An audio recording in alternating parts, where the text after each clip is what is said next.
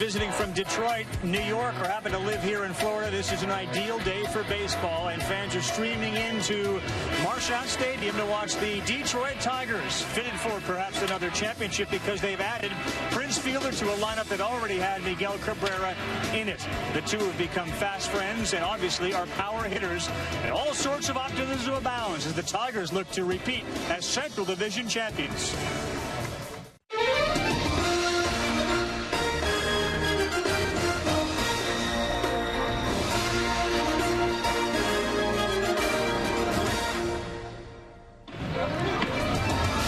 ESPN Spring Training Baseball is presented by Gillette, and the Detroit Tigers, who call this stadium home, play host today to the New York Mets. The Mets have been dealing with all sorts of injuries while the Tigers have seen things go as planned, and they certainly have been unbelievable so far this spring, winning more games than losing, hammering the ball over the fences, and their pitchers have done great as well.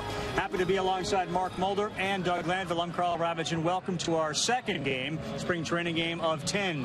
When you think about the Tigers, Doug, obviously 95 wins last year. Many believe they're even better this year. Fielder's the major reason why, right? Oh, absolutely. And you see it, you add Prince Fielder to the mix, and this offense is just dangerous. I mean, beyond dangerous. So you complement that with Miguel Cabrera, and Fielder, everywhere he goes, he has one of the best right-handed hitters in the game by his side. So look at what the other guys are now doing. Rayburn's having a tremendous spring training, 14 RBIs in this short spring. So it looks like this offense is gelling, and nobody's taking it for granted. They look like they're very hungry. They sure do, and forget taking anything for granted with the Tigers, let alone the pitchers, who obviously last year were led by Justin Verlander, right? Oh, absolutely. Mr. Everything. You know, MVP, Cy Young, and now this year, Scherzer's going today. But Fister and Porcello, to me, those three guys are going to be the big key to this season for these guys. You know, Verlander's going to go out and do his thing. He might not be able to replicate what he did last year because that was pretty special, but these other three guys, if they step up and put up some zeros with this offense, they're going to be dangerous. All right, Dylan G will be on the mound for the Mets. This is a tough task because the Tigers have put their A lineup on the field. We look forward to having the lineups, the first pitch. We'll have interviews with the managers and the players during our game. It's spring training. It's the Tigers and the Mets, and it's coming up next here on ESPN.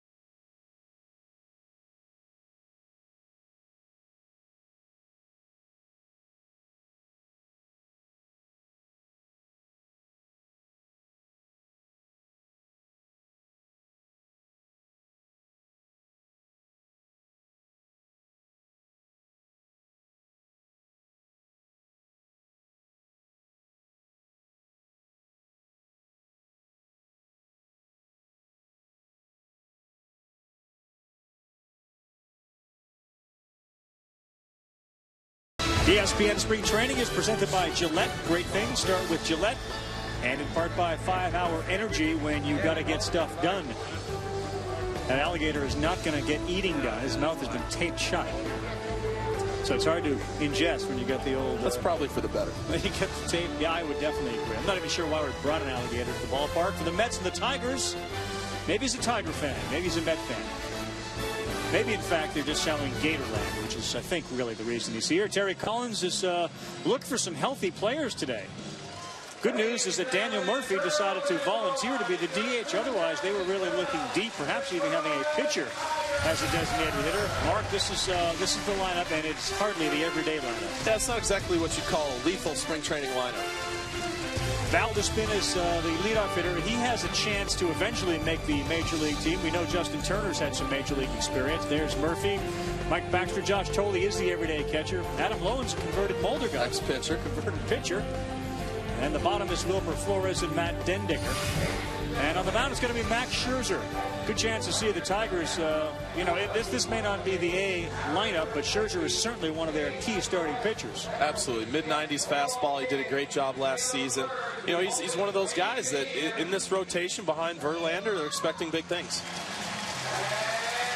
Take a look around the infield quickly, and of course Miguel Cabrera is going to be at third base. And Jim Leyland has said within the last, I think, 48 hours, there's no plan to replace Cabrera late in games for defensive purposes. He doesn't want to get caught without Cabrera on the offensive side if the game gets tied.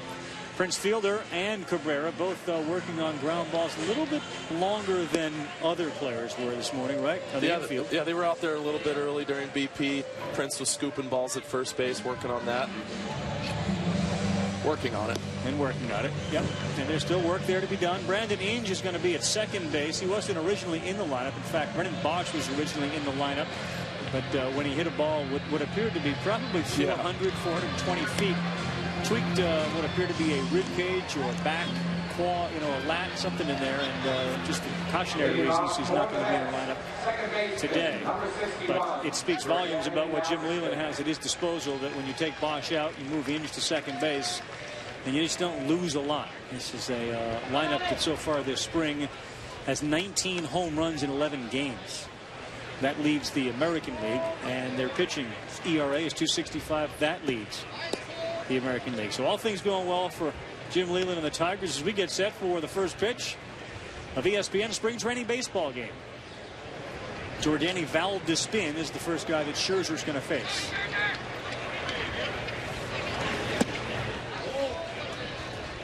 Fastball is up and he misses. You watch Scherzer and you know what the potential is. He can go out and strike out 14, 15 in a game. But then occasionally he struggles finding the strike zone. Better last year, right, Mark? Yeah, he did a much better job last season commanding the strike zone. And today, here it's 2-0, but this is a guy who has a good electric fastball, and he needs to just take it, throw it. Like that one. A lot of times you don't get to see mid to upper 90s. You get the sense when Scherzer gets loose, we will today. Val Despin is one of these guys that steals a lot of bases, did so in the minors. So Cabrera is in at third. Not sure it'd be the worst thing for Leyland. They probably want to see him field some bunts at third base. Oh, absolutely. It's just more practice, the better. 3-1. That's a called strike. Val Despin hasn't taken the bat off of his shoulder. Scherzer's thrown 5 pitches.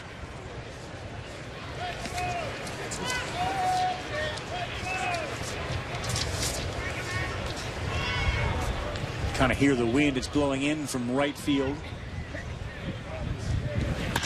This one is laced to center field. Quentin Berry is there, and he makes the catch.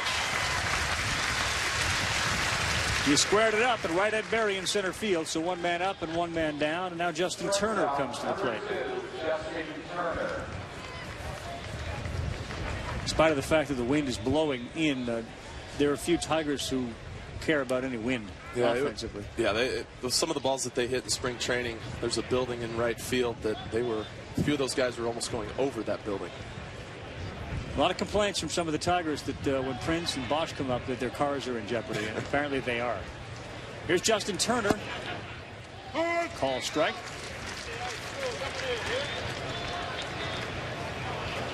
What do you think Turner, what do you think Scherzer's goal is here? What's he working on? How did you approach a game? Well, so far, he fell behind in the count, so he's throwing a lot of fastballs.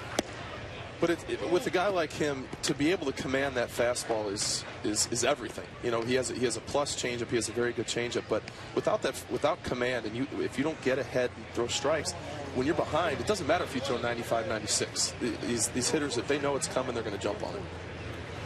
1-1. That one is in there. It looked like a changeup.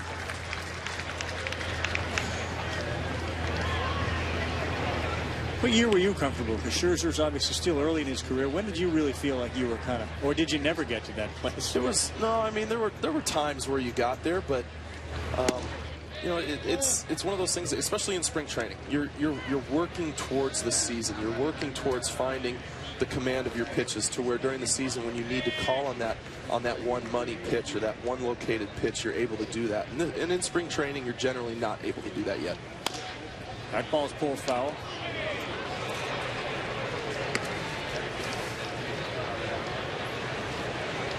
Larry Vanover is calling balls and strikes today. Jerry Lane is the ump at first, and Mark Wegner at second. Andy Fletcher is down there at third base.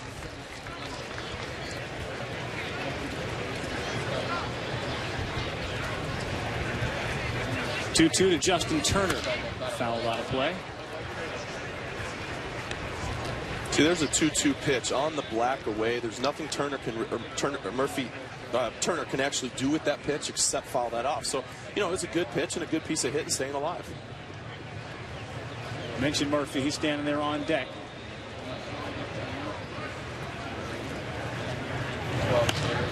Another one. That one in on his fists. Much he's going to do with that one either. No. Scherzer is making his third start of the spring today. Last year was 15-9 for the Tigers. So far in the spring, he's pitched in 2 games, 5 in the third inning, 4 hits, hasn't given up any runs at all, 4 strikeouts and 3 walks. 2-2 again. That one right back up the middle and over his head. And the first hit of the game for the Mets. Justin Turner is on first. Designated hitter, number 28, Daniel Murphy. Scherzer going with a slider here, 2-2. Doesn't get it down in a way where the catcher wanted it. Left it over the middle of the plate and drove it right back up the middle. So what is he thinking? He's given up 2 hard hit balls, 1 for another. You're good with this? Well, it's 2 batters in, and the first batter he was behind the whole time, so it was 3-2, and he had to throw a strike. Now Daniel Murphy, who basically all but volunteered to come on this 2.5-hour trip. He said, sure, I'll be the DH. And then he actually said, I just as soon play the field. Murphy, of course, the second baseman who's working on becoming a better second baseman. But Terry Collins, grateful that he had volunteered to come and be the DH. Said, no, we just need you to get some swings. And given the amount of injuries that the Mets have had to deal with, when somebody steps up and says, I'll go play, versus I have something wrong with me, that sits well with the manager. He got some points for that. I'm sure he did. This one is down the line in left, shaded way over towards center was Delman Young, and it gets out of play. All these injuries that the Mets are having, it's better to have now. It's spring training. The season hasn't started yet. If you're going to have them, have them now. That way guys can take the time to get better, and hopefully most of them will be ready for the season. Yeah, it appears as if most will. There was some news today out of Mets camps that David Wright has returned.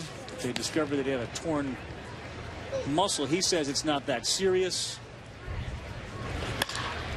This one lifted kind of lazily to center field. Quentin Berry is under it, and he'll throw it back in. So Wright is kind of downplaying the injury. He had that shot there that was going to help him. And again, when he returned to camp today, it discovered, or at least it was revealed, that it was a torn muscle. And when you had Santana and Davis and Wright go down last year, and the amount of games they missed and the division they played in, the Mets ended up at 77 and 85. They were 25 games back. Now the cleanup hitter today, Zach Lutz. When you talk about these injuries with Wright, you know, they say he's probably going to be ready for the season, but, you know, when it comes to something like that, when it's ribs, your ab, just that area in general for a hitter, especially a third baseman, some of the plays he might have to be making. I mean, that you just hope that that's not something that lingers on when the season starts. Scherzer throws over. Relationship developing there too. You know, anytime you get a new first baseman, right, you want to make sure he's used to your motion on the throws to first. Not that you didn't know basically already a month today. No, he's a month today. Runner goes, Avila throws down, and they got him. Good throw by Alex Avila. And Ainge there to slap the tag on. So the cleanup hitter heads back to the bench. We'll see if the Tigers can clean up offensively. But a good start for Scherzer and a great throw from Avila. Tigers are coming to bat for the first time here on ESPN. Our spring training game continues after this.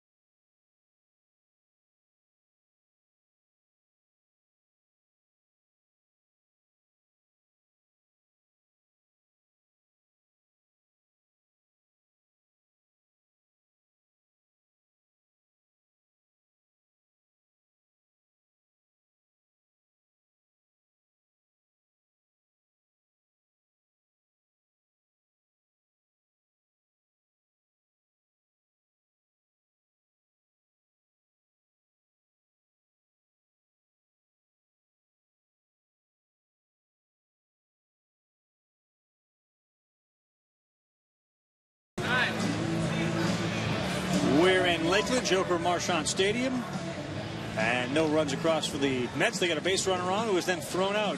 We need some money, Mom. Tigers spent a lot of money in the offseason. Major commitment to Prince Fielder, and as a result, the lineup, which looks really good today with Santiago Inge and then Cabrera and Fielder in it, will look even better when Brennan Bosch is there and Ryan Rayburn as well. You know, Miguel Cabrera in the middle of this order, followed by Prince Fielder. It's a dream come true. I mean, what a great lineup all around. You know, as pitchers, especially to have this lineup, wow. And they have scored a ton of runs so far. Dylan G is coming off a rookie season in which he went 13-6, which was the tied for fifth best winning percentage among National League pitchers. And among the rookies, top 10 in a bunch of categories. The first pitch he throws in is a strike to Ramon Santiago, who's leading off and playing shortstop. Trying to be cautious. G works quickly, and Santiago is behind 0-2. I like it when you see pitchers get the ball, get back on the mound, get ready for that hitter. You just stand there, almost just waiting for that hitter to get in the box, and when he does, you throw that pitch.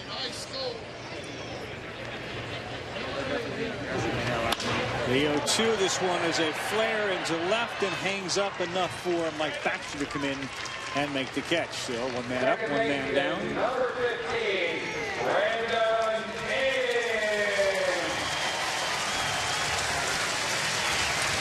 Here the crowd applauding from Brandon Inge. Inge has played second base. Likely not to be in the everyday lineup, but boy, what a treat it is to bring somebody like this off the bench. And he looked strong. Yeah, very strong. I was talking to him before the game. He's put on some weight. He's put on some muscle. He said he got down to almost 175 pounds last year. And that for him is awfully light.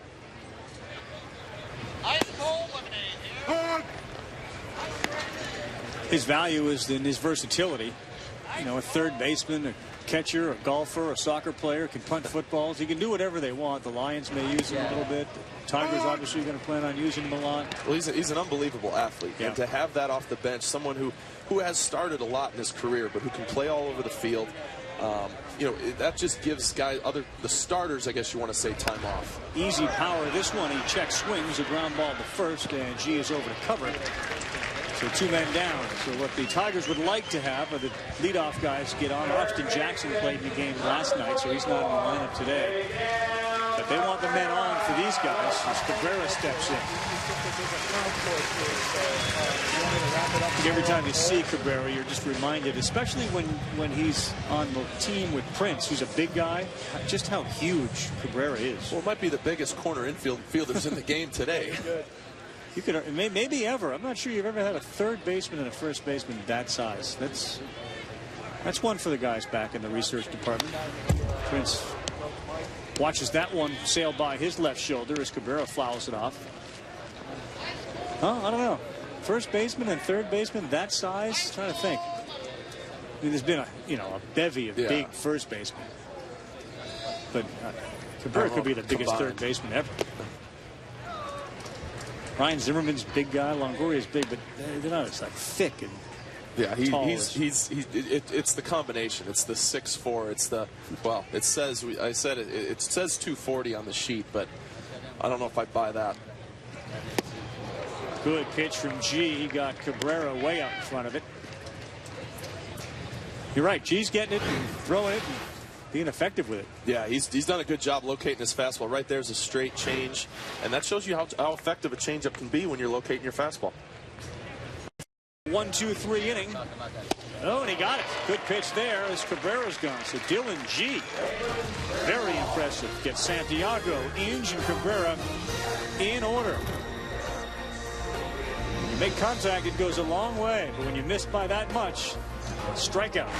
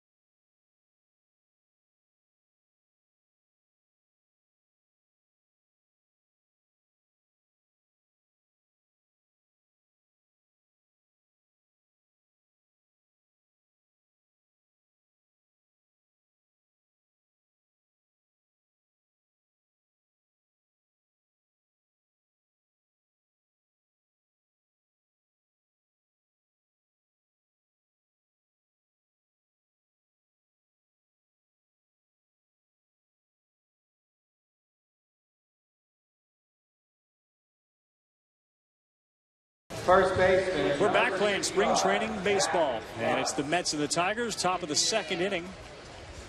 Talking with Mark Mulder. Doug Glanville's down in the field in between the innings here, and how good Dylan G looked, how quick he worked. You said he didn't locate only one pitch. Everything else there was really one pitch that he didn't locate where the catcher wanted the ball. That was awesome. Now back for the second inning of work as you take a look at G is Max Scherzer. First pitch is a ball. Remember Zach Lutz, who is standing at the plate when Justin Turner was caught stealing to end the top of the first. That's a AAA player last year. Scherzer misses.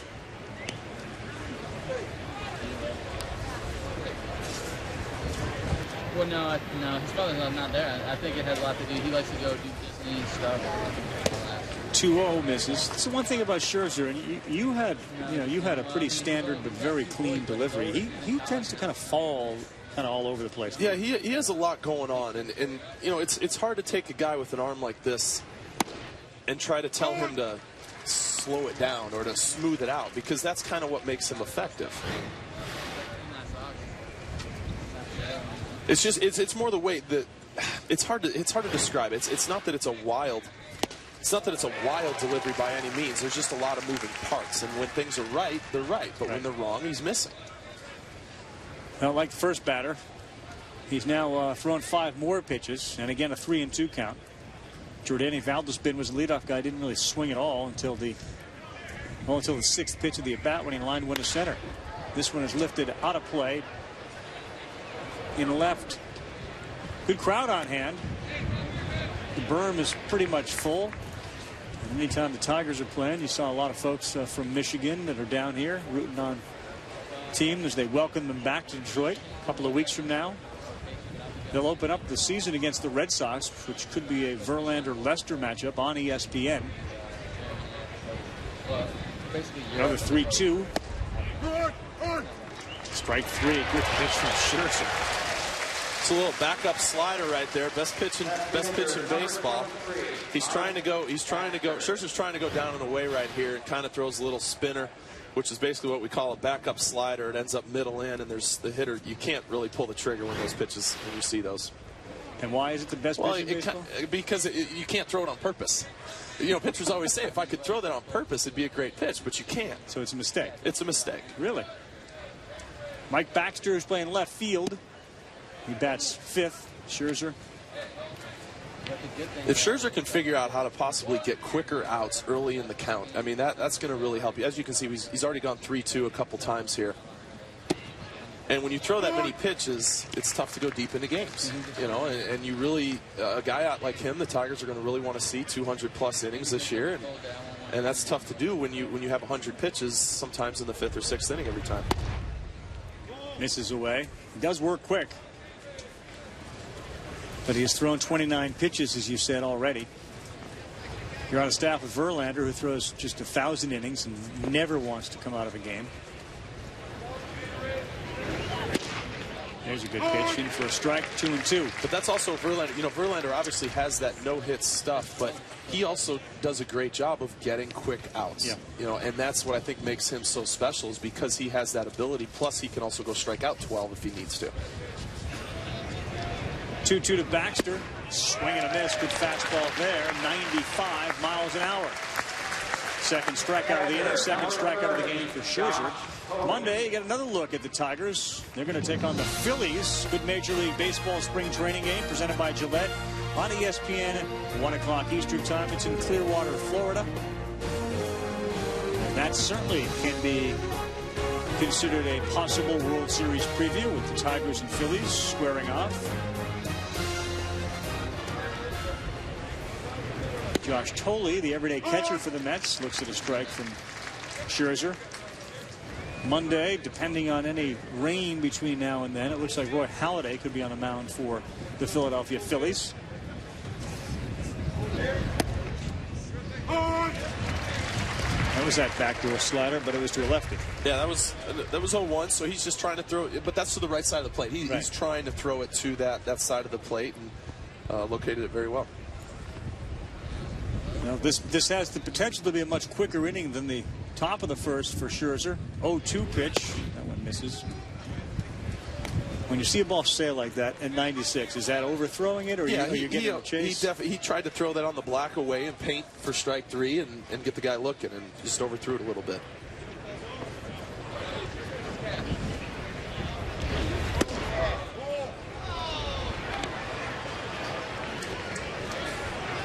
Arm's getting loose, though, huh? Yes, it is. Man, it's fun. It must be fun to throw that hard. Shakes off a couple. Here's your 2-2. See, See, that's a great pitch right there. I know he took it, but I think he took it more because he got fooled on the pitch. That was a changeup down and away. Looked 2 fastballs high and away, setting up that changeup, and he wasn't biting on it. He didn't bite it. Looked like Max thought it was a strike. Another 3-2, 37th pitch of the game on the ground. Here's a chance. That's by Cabrera. And into left field, Young is up with it, and the brakes get put on over there by Josh Tolley. It's a single. Right fielder, number 20, Adam Lowe. It's not a ball that Cabrera, given where he was playing, was going to get to. No, hit right down the line like that. Cabrera really, no third baseman has a chance, especially where he was playing. Second hit of the game for the New York Mets. Adam Lowe, the right fielder, is up. As you take a look at Cabrera, he's going to get used to having that uniform dirty. You know, at first, you don't usually get it dirty too often. Certainly at third, flopping around, diving for balls left and right.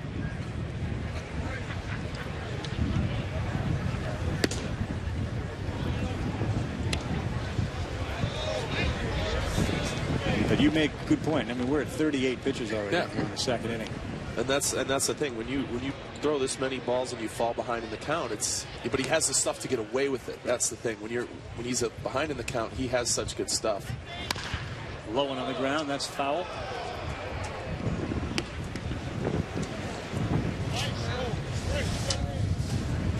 Of course, the New York Mets are dealing with injuries to infielders. Jason Bay was scheduled to come today, but was given the day off, and happy to report not injury related. Had a chance to spend a lot of time with Terry Collins earlier this morning talking about the team and the injuries. He's been in the news recently for being frustrated with the injuries. The 1-1. This one lifted in the left field. It's going to get down as Young chases it. So the Mets are going to have 2 men aboard. Terry Collins' team's got something going here. Wilmer Flores is going to come up. Number 71, Wilmer Flores. Yeah, you got to give him credit here. That was a good changeup down and away, 1-1 pitch, and he just flares it into left field, going down and getting it. And I know that having worked with Crucky a couple of days ago, and you were here early, and you're watching them do the fielding practice and the infield, and I heard you say monotony. Kruk, of course, Kruk can't even sit and watch the field very long. Yeah. During spring training in the mornings. But Collins' point about the injuries is not necessarily that we don't have the guys playing in the games, but we can't work on anything because they're not there to go through the base running drills, the infielding drills, any of that stuff. And that's what's kind of getting at him. Yeah, the bunt plays. There's lots of times you go through different bunt plays early in the morning. This one to Flores, fouled out of play. And if you don't have those guys to do those with, to the pitchers, earlier we saw Verlander, the starting pitchers, Porcello and Pfister, they were all out there doing different bunt plays. And if you don't have those infielders out there, you can't get a read on how it's supposed to look or how it's supposed to feel. You get a feel for your players. You know where they're playing, and if they're not there, you just can't do those things. And he is a teacher. He's kind of old school. He actually was on Jim Leland's staff back in Pittsburgh. So he's a teacher, and when he can't teach, it kind of frustrates you. Good pitch there, and Flores is gone. So Scherzer is going to strand 2. He's thrown 40 pitches already. Tigers still have their thunder coming up.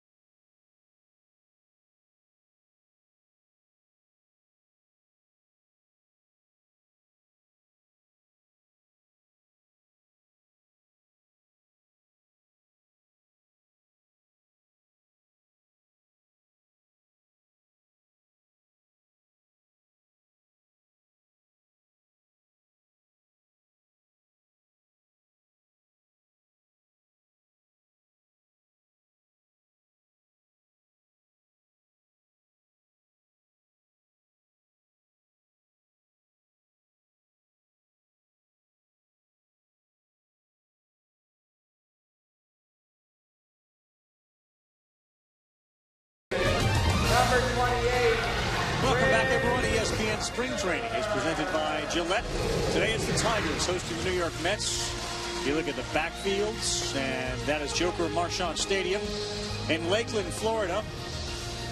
Almost 7 decades, 67 years they've been playing. Doug Landville joins us on the field. Mark Mulder and I'm Carl Ravitch here in the booth. Prince Fielder set to face Dylan G. And boy, G was really good in the first inning, Doug.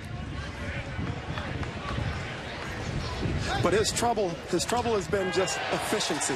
He's tended to go way too many pitches deep early in the game, and it's caused him to really break down by the 6th inning. His 6th inning is usually where he falls apart. So a guy like Fielder, he has to show he's going to attack early on and try to be much more quick to his repertoire so that later he can set up his off-speed pitches and have more in the tank to go deeper in ball games. Well, Prince didn't get a chance to see many pitches at all. He laced a shot into right center, and he's aboard. First base runner for the Tigers. And now Delman Young. He put on an absolute show in batting practice. Good block by Tolley back there.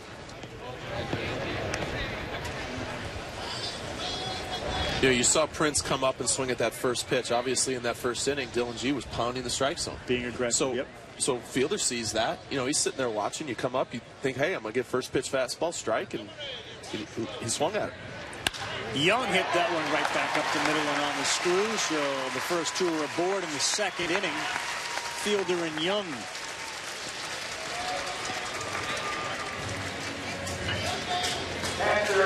Number 13, Alex. See the fans sitting out there on the berm, and that's where Young and Cabrera were hitting the balls, but they were hitting them over the berm.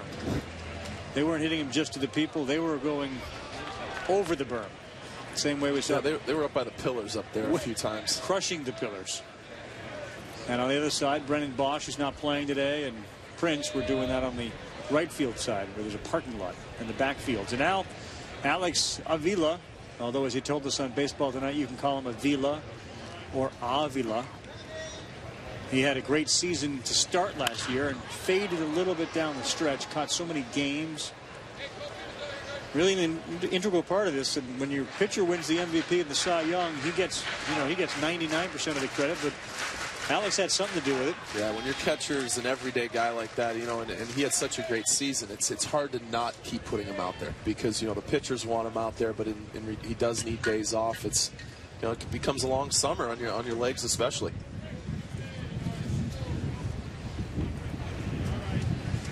So Prince and Delman Young aboard. Dylan G, very different second inning than the first.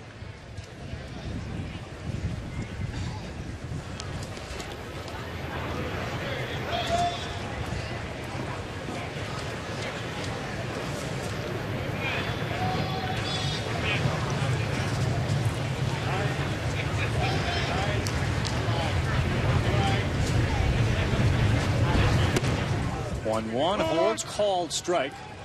Tim Kirkshin tells a story about Gary Carter. Of course, he passed away after brain cancer, and the Mets are wearing a patch on their sleeves all season long. They'll have a ceremony to honor Gary Carter, but tells a story of how pitchers would say the same thing about Carter, even after playing in a night game, and then the Mets would come back on a Sunday afternoon.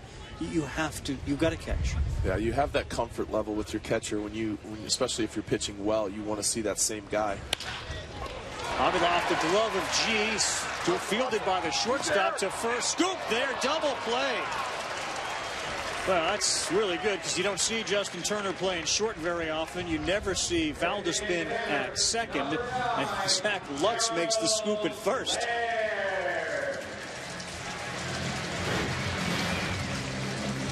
So this is a 1-6 fourth. This is a nice play, but know this though, as a pitcher, you got to know where your middle infielders are, because right there, G got away with that. Yep. He got there's no reason to really reach behind your back to try to get that. If you know your middle infielders are up the middle, you know they're going to make that play, and that should have really just been a pick it up, step on the bag, and throw to first.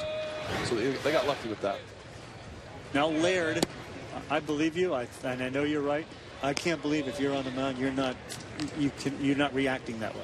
There were times. I swear there were times where I would go up to get a ball and I would pull my glove back because I knew it was right to the shortstop, and he would then turn to because I knew where he was. In your second year? Well, I don't remember what year, but I know I did. Well, there's a ground ball out for Lair, the DH. You learned. Yeah. We're all learning as we go. It's 0-0 as we're through 2. If you like video games,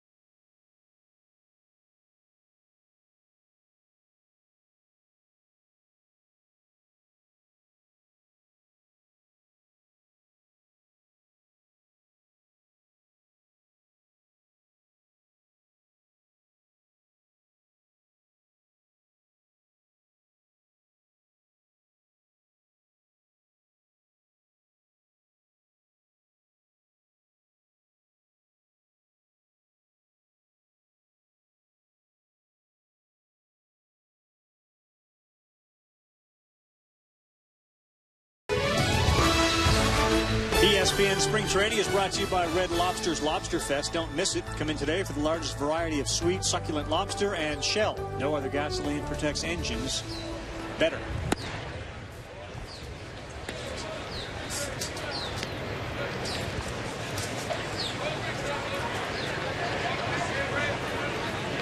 So Scherzer is back out for the third inning.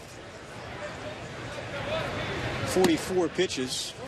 And he's thrown every pitch. But again, just like that, the leadoff guy falling behind. Yeah, it's just the falling behind and the you end up throwing so many more pitches. Here's one right at the knees, fastball.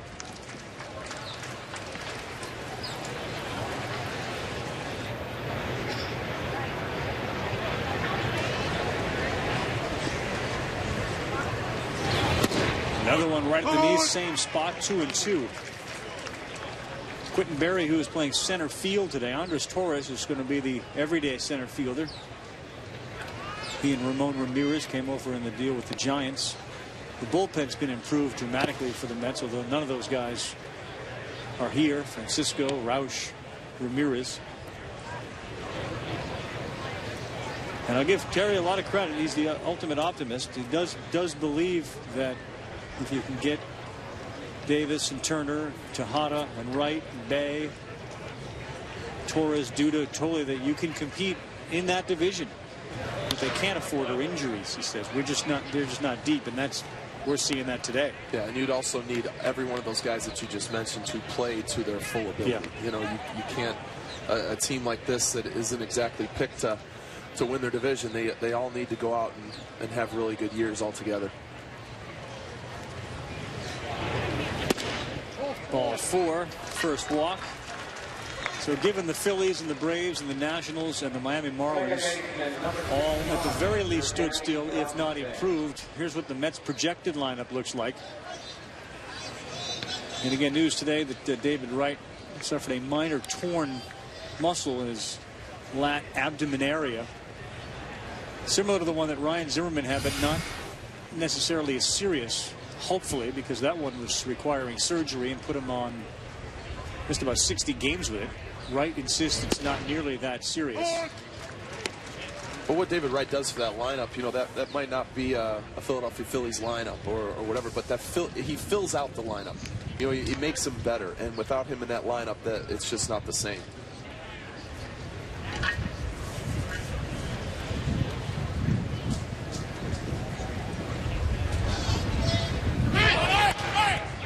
Runner was going as Terry Collins tries to move, and the hit and run fails with the foul ball.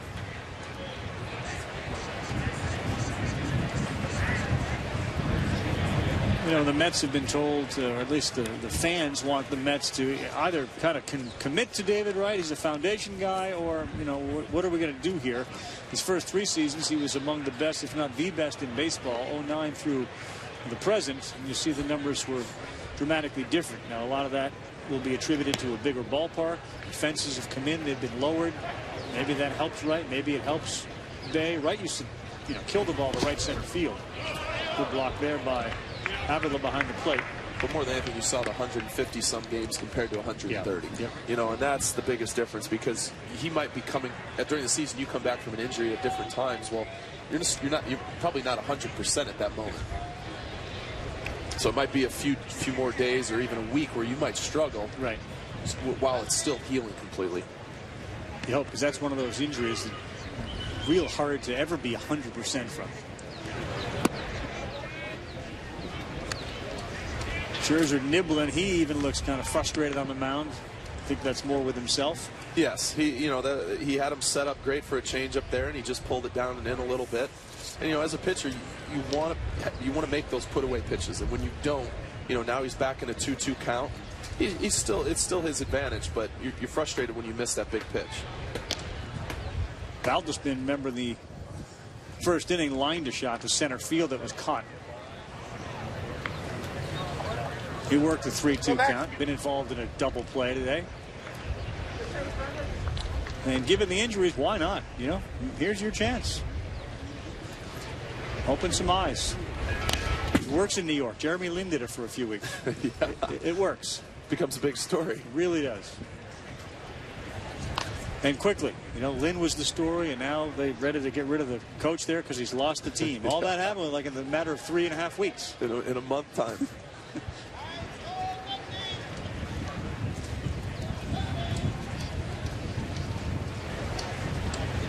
Top of the 3rd inning here in Lakeland, Florida. Mets and the Tigers. 2-2 pitch to Jordani Valdespin. Runner goes again. This one on the ground to Inge. It hits the base runner. He's out. I don't think that Matt Dendecker ever looked once he heard that call and bat meet. He's got to give a cursory glance to give Inge the out on that play. Well, it's a hit and run, so, you know, he should be looking back to see where, you know, when you hear that contact, you should be looking back to see where the ball is to pick it up. It's not, I don't think that was a straight steal, so, you know, you got to be looking to pick up the ball. He's looking. Well, he's looking to the outfield, but yeah. I didn't even see Inge. A lot of times the middle infielders were kind of fake work. Yeah. I didn't even see that. Dougie? Mark and Carl, no question. You're absolutely correct. He needed to look in there. You know, young guy.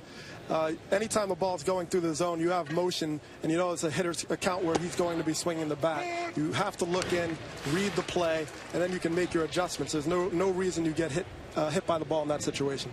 Yeah, and that one squared him up. I mean, that was mid-calf, mid-thigh. Didn't glance off him. It might leave a mark. Scherzer over. Now, the Mets have had base runners in every inning. They left 2 on in the last inning. Justin Turner singled in his first at bat.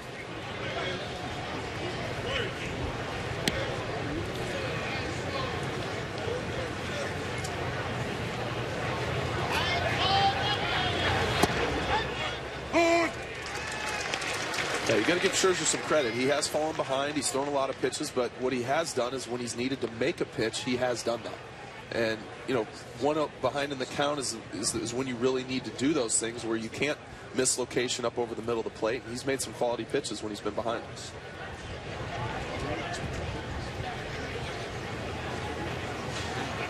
Throws over. Our ESPN Baseball Tonight and Baseball Tonight insider colleague Buster Olney sent an email to me talking about some of the numbers on Scherzer last year. 33 starts, and of those allowed 2 runs or less in 19, but he had 6 starts of 6 or more runs. And I guess the perception, according to Buster, among evaluators on Scherzer, the 0-2 pitch, there's a swing and a miss, is that he's really bright and sometimes suffers from that, paralysis by analysis. He overthinks things. You buy that as a concept as a pitcher? Well, there are times. Sometimes pitchers make things more difficult on themselves.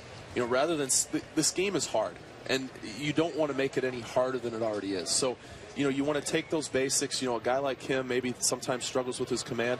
Take those halves of the plate. Take the inner half and the outer half, and just try to pound those. Don't try to be too fine, because when you're too fine is when you miss and you fall behind. We'll be able to talk to Jim Leyland about that coming up in between innings. We'll ask him what he thought of Scherzer's performance.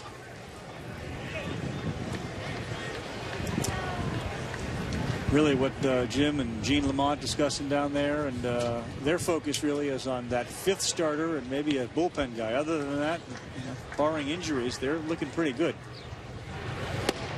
And just missed. See, and that's one thing. I'm not saying he's frustrated, but when you just miss on those pitches, he's trying to throw strikes. He's trying to command his fastball, but he's just off just by that little bit.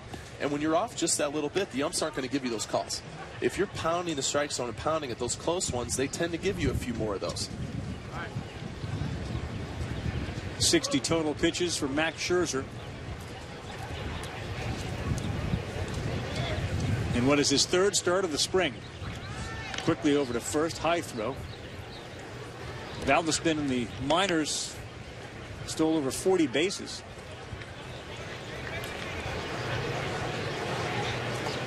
And here's a good spring training thing. Scherzer's obviously paying attention to him. This is the time when you work on your move. You vary your looks to home. You change your times. That's part of what you have to do during the season, and now's the time you work on that. Good change up there. They've got Murphy to swing over the top of it and foul it down the first baseline to Prince. Talked to Prince earlier this morning, had just a big smile on his face the whole time. Talked about how so many fans remember him as a little boy. And how many he claim they played with him on the Little League team. Of course. He said, I don't remember having 500 teammates, but that's certainly what it feels like. Everybody played with me when I was a little boy and playing Little League in Detroit. And everybody either struck him out or they knew somebody who struck him out. Right. That's a scary proposition, though, huh? Prince Fielder in a Little League uniform. When we saw him hitting balls out of Tiger Stadium, he was a 12-year-old. Yeah. 12-year-olds play Little League. It's a tough spot for a pitcher to be in when he steps stride up to the plate. That's not what you want to look at. No. 200-foot fences? How do you think those fences? Probably not. Probably didn't hold them. No. Well, if Tiger Stadium could, those fences weren't. And there isn't now a stadium that can. What do you think was the bigger offseason move, the Pujols or this one? I think probably the Prince side. Valdespin goes. Sevilla throws down. They're not going to get him. Good speed. Alberts was a great move for Anaheim and what it did, but what Prince did for this, especially losing Martinez, when Victor got hurt, what this does for this lineup, defensively moving Cabrera to third is going to be a little different, but having this lineup and how lethal they're going to be having a 3-4 like that, it's going to be fun to watch.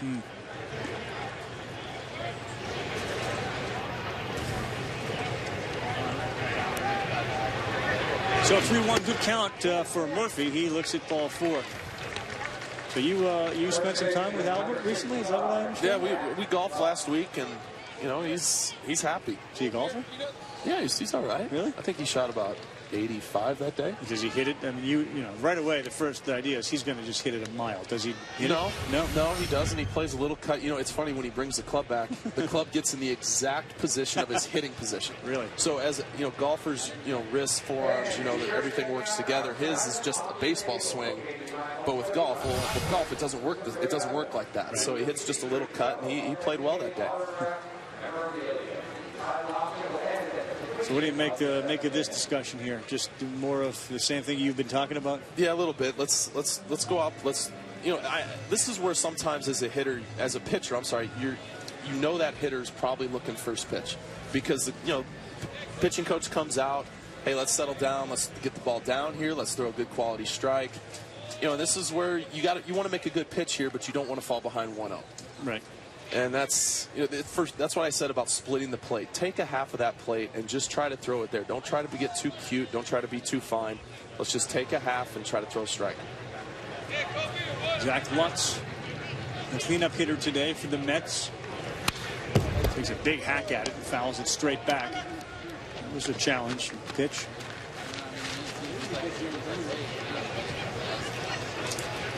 Where would you like that percentage to be on first pitch strikes? Ideally. To be honest with you, 100? Well, of course. I mean, the higher the better, but that's just not a reality. But if you can, 75%, I think, are some of the best in the game. Here's a better pitch. Now 0-2 with the stuff he has, you'd figure bury him. Exactly, and this is where there's times in the past maybe he's made some mistakes over the plate with 0-2 pitches, and what you don't want to see is you try to throw a nasty 0-2 pitch, and then you bounce it or something, and then next thing you know you're 2-2. That's what you want to be careful of. Well, he did it. He bounced it. But you don't want to throw a strike there. You want to get him to chase something. It's just you'd like to throw that a little bit closer to the plate to possibly get a swing. A strikeout guy like Scherzer, you don't want him to throw a strike there. Well, not a strike. Yeah, exactly. There's hittable strikes and there's non-hittable strikes.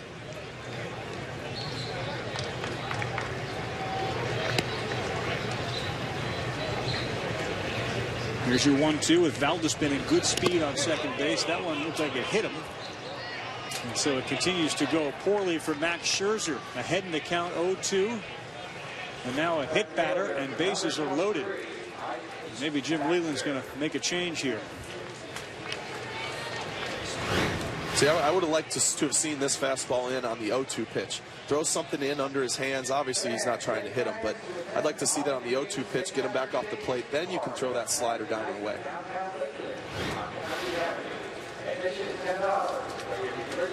Leland comes out and takes the ball from Scherzer, and he is, after 68 pitches, going to head to the showers and leave the bases loaded. Looks like Casey Crosby is going to be coming in and taking over with 3 men on.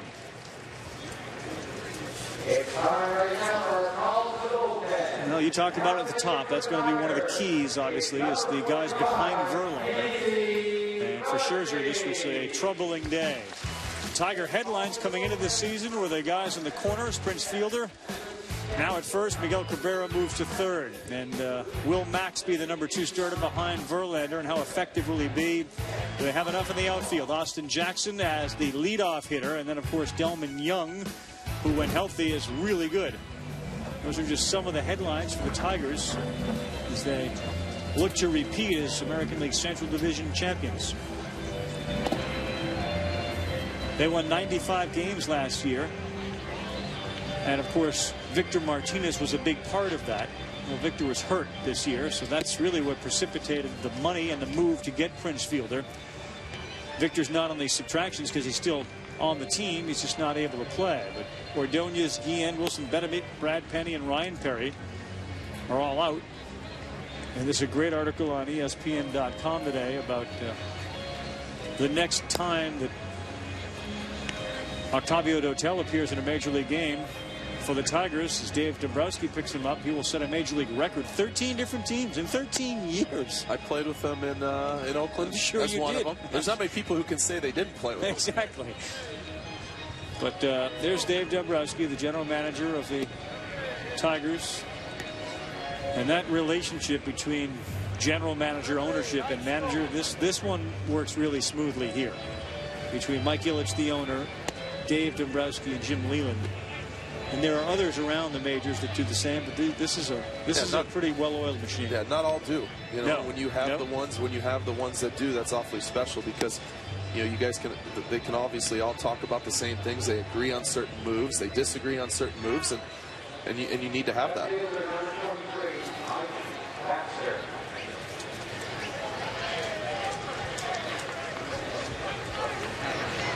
All right, so we'll see what Casey Crosby can offer. He was with Erie last year, the AA affiliate of the Tigers. Strikeouts to walks, a little less than 2-1, but the bases are loaded. New York Mets. Mike Baxter, who is playing left field today. Ground ball, first pitch. Inge is going to charge it. You can't flip it, and the Mets are on the board. Almost looked like he was thinking about just using his glove to shovel it, and then he tried to get it into his hand. Yeah, it's really a do or die play. You know, you can't take too much time with it. It's either a flip or a pickup and a flip, and when he came up with it, it looks like it just popped out of his glove.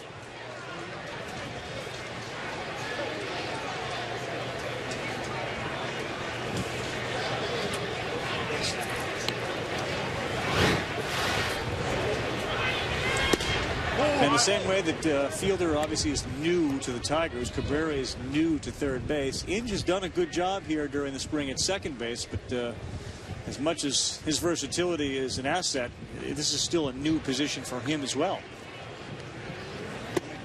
Well, anytime I think when you're just, I mean, he obviously can play a lot of different positions, but when you're bouncing around like that, that's not always the easiest thing. But that's why they have him on the team, is because he is able to do those things.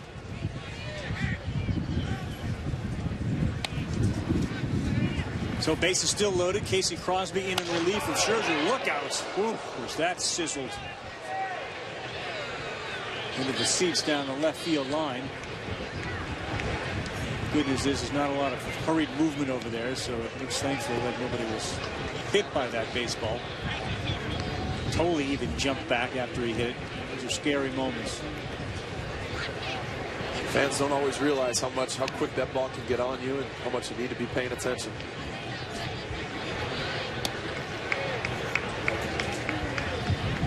Two-1 to Josh Tolley inside, 3-1. So Tiger pitchers are hurting themselves with their inability to throw the strikes here. Max Scherzer started, then left after hitting Zach Lutz with a pitch to load the bases. Mike Baxter with an infield single made it 1-0, and now a 3-1 pitch to Tolley. That almost got him. Ball 4, 2-0 Mets.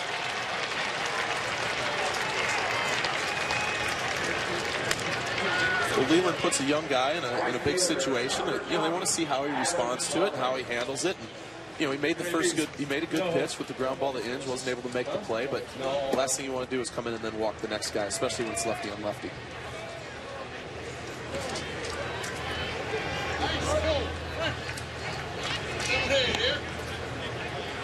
Adam Lowen, as this inning continues to be extended. Crosby misses badly with that pitch.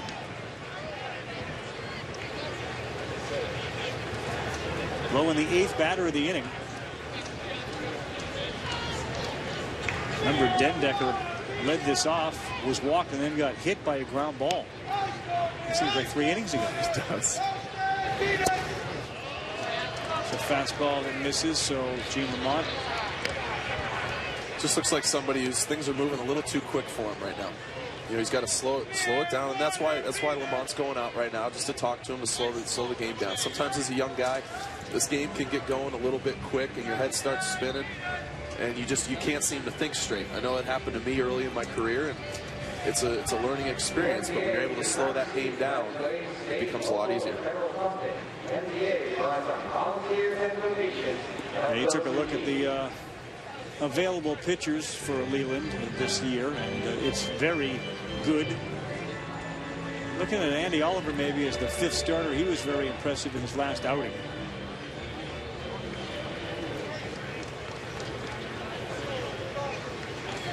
It's a beautiful thing about baseball. You even touched on it with all the expectations. I mean, really, with the lineup that the Mets brought here, that they would be winning 2-0 with the bases loaded here. Goes to show you why you got to play the game. You know, we talked about it. You know, there's all this talk about the Detroit's lineup and how many runs they're going to score in this. But you know, if you look in years past, those teams with those amazing lineups that are supposed to score 1,000-some runs, that doesn't always happen like that. Right. Lutz, Baxter, Tolley, they are the 3 base runners, and a second consecutive walk. Ball 4. The Mets are up 3-0. Jim Leland doesn't seem inclined to be getting up. And we have to talk with Jim after this half inning. I'm sure he'll be happy. We had a walk, a hit by pitch, a single, a walk, and a walk. And Max Scherzer, you saw there sitting on the dugout bench, is responsible for a lot of this. But right now, Crosby can't find the plate at all. How do you slow it down? How do you kind of say? Well, it's almost, he should almost, if right there, he should either the catcher just tell him to stay, you know, get the catchers kind of do a little signal telling you to step back off the mound, collect yourself. That one's in for a strike. Crowd erupts. And sometimes now when you get that first one, now, you know, it helps you to settle down now that he's thrown that one. Tough crowd here. The Tigers are 7-1-3 so far this spring, and they're Bronx cheering them. That one misses. Expectations are really high.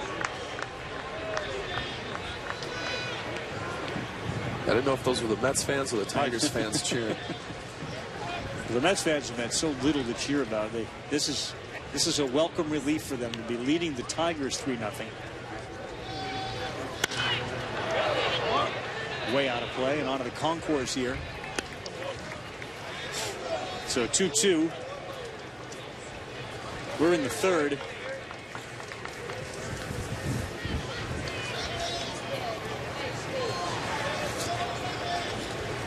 Tigers haven't even batted around yet. They haven't even had their 8-9 hitters hit yet. This game kind of hit the brakes after those first 2 innings. Here's your 2-2 off speed pitch lined into left. Young's not going to get it. 1 run's going to score. Here's your throw to the plate. Not cut off, and slap tag is there. Runner is out. They get the 4th run now. And a good throw by Delman Young to Avila to end the nightmare that was the 3rd inning for the Tigers.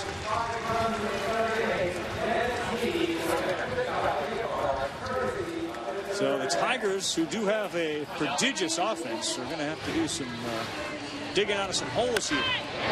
You can see Delman Young charging this thing hard, makes a good, strong throw, and that's what you want to see from an outfielder, a one hop that's able to be cut off, and he makes a great throw.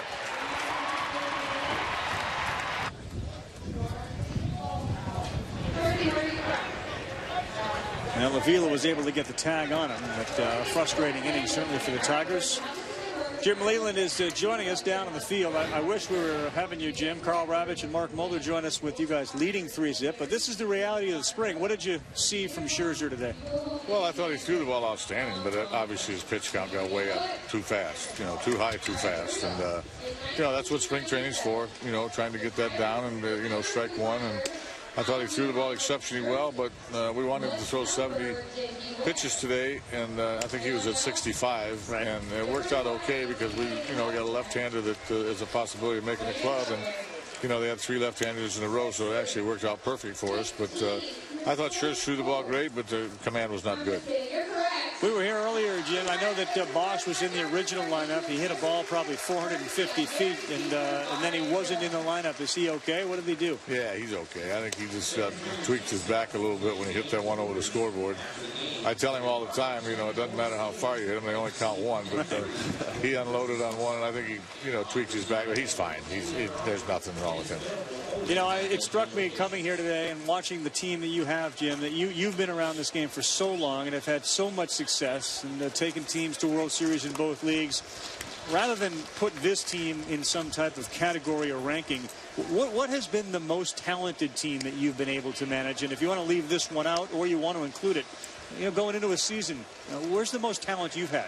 Well, obviously that 97 Florida Marlins team was a very talented team. That was the team that won the World Series, so it's hard to pick one over that. Although I had some real good teams in Pittsburgh, and we had a real good ball club here last year. So it remains to be seen how good this one is, but this should rank up there right with most of them. Yeah. Well, listen, we appreciate you joining us, Jimmy. Thanks. Good luck the rest of the spring, and we'll see you during the regular season. All right, guys. Thank you. All right. What do you make of that sort of calm voice when he's describing Scherzer? I would think that would put me in a comfortable position. You hear the way he talked about it? I thought he threw it great.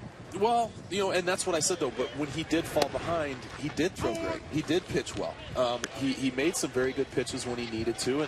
And that's good to see, but it's just, as Leland said, it's just the falling behind and the getting behind early in the count that needs to be changed. All right, so the Tigers send Matt Young up. He's the 8th hitter. The Mets seemingly have sent 40 to the plate. The Tigers now having their 8th guy come up.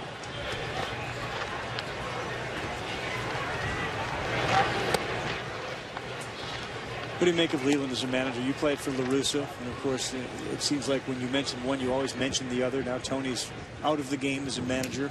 Well, it's the old school guys, you know. Not that they're any different. It's just they know what it takes to win during a year. They don't panic. They know when things are supposed to be said.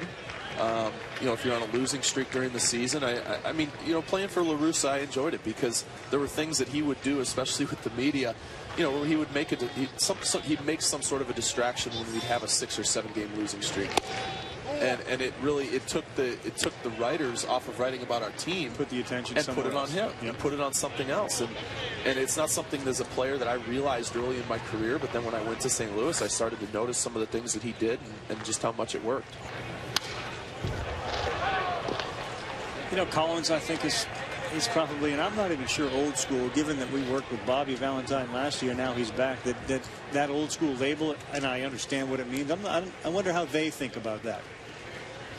You want to be known as an old school manager? Because the qualities you're talking about are great qualities. Absolutely. And it's not that it's old school. It's just, you know, the guys change. You know, baseball changes. Right. You didn't see the showmanship and some of the things that players do these days, 10, 15, 20, 30. You didn't see that then, you know, and that's, you know, Leland mentioned his Pittsburgh teams, you know, and that's, you didn't see that then. So the game changes, and it's just, I think it's more you say old school just because they've been around a long time. Right.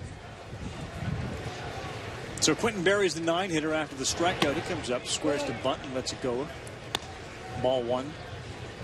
You know, Mike Matheny takes over in St. Louis, and we saw a lot of movement with DN going to the Miami Marlins. Bobby coming back to manage Boston. How that fits when it comes to putting the pieces of the puzzle together. As Matheny's assuming a great position there in St. Louis. Bobby's taken over a really good team. Obviously, things in Miami look really good. But the manager... It's not always the easiest thing to come into a situation like that, because whether it's Boston, St. Louis, you know, they're expecting you to go out and win. Tough play here if it's even capable of being made, and it's not. You know, when you're supposed to go out, St. Louis coming off a World Series, you know, if they start off the season struggling or this, that, you know, who they're going to try to blame the players? They're going to blame it on Matheny. They're going to blame it on somebody. Albert leaving. Yeah, front exactly. office, yeah.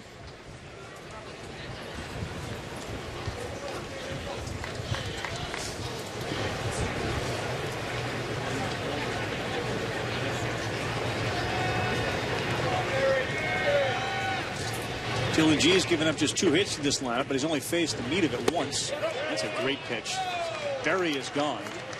2 men down. I want to remind everybody that later tonight ESPN's got an NBA doubleheader and 2 good games. One of them could be great. 76ers and Pacers, Iguodala and they're not a surprise anymore, but the very good 76ers meet Danny Granger and the Pacers, 9:30 Eastern. Dwayne Wade, LeBron, the Heat. They go to Chicago to take on Rose and the Bulls in what could be a preview of the NBA's Eastern Conference Finals. It's the NBA on ESPN, ESPN3, and streaming live on ESPN3 as well, and your Watch ESPN app. 4-0 Mets leading the Tigers. Santiago fouls that one out of play. An NBA thing, it's last night the Heat lose a close game late. Now they got to deal with the Bulls. It's like every night there seems to be a tough test. It does seem like it. I grew up a big Bulls fan, so it's fun to see them back doing well. And rumors of them pursuing Pau Gasol of the Lakers. You'd be good with that? Yeah. You don't want to give up a lot. No. Well, you got Derrick Rose, so you're okay. You're good there. Santiago grazed. And he goes to first. Now we're into the 2-3-4 for the Tigers. Yeah, I was just going to say how well Dylan G, after that long half inning, has come out here and really thrown strikes, and then he comes out and hits somebody.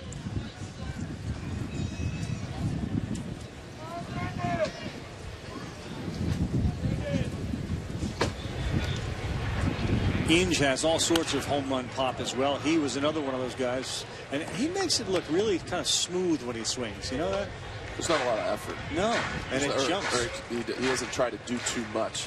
You know, I played with him in the Cape Cod League in 90, dating myself, but it was 97, I believe. He was our shortstop. And he had just as much pop then. So you're in the Cape Cod League in 97. Leland is winning a World Series. Yeah. Marlins in 97.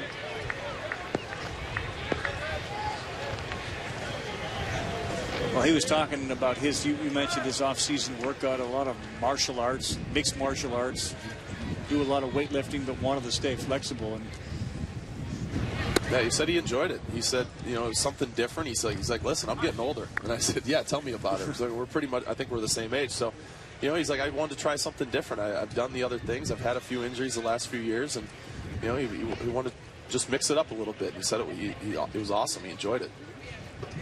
He also has a newfound respect for the mixed martial arts guys. Yes. This one fouled back. But he said one of the guys he's working with, one of the trainers who seems to know a lot about the physics of the body and the science of where the power comes from. He said he showed him a tape of Prince Fielder, some video, and said that he was basically able to utilize his body more effectively than any hitter he'd seen. Talked about the hips and the leg drive and all that. Good pitch. Dylan G looks real good so far. So do the Mets. Tigers offense kind of slumbering right here. Dylan G's got him in a sleeper hold.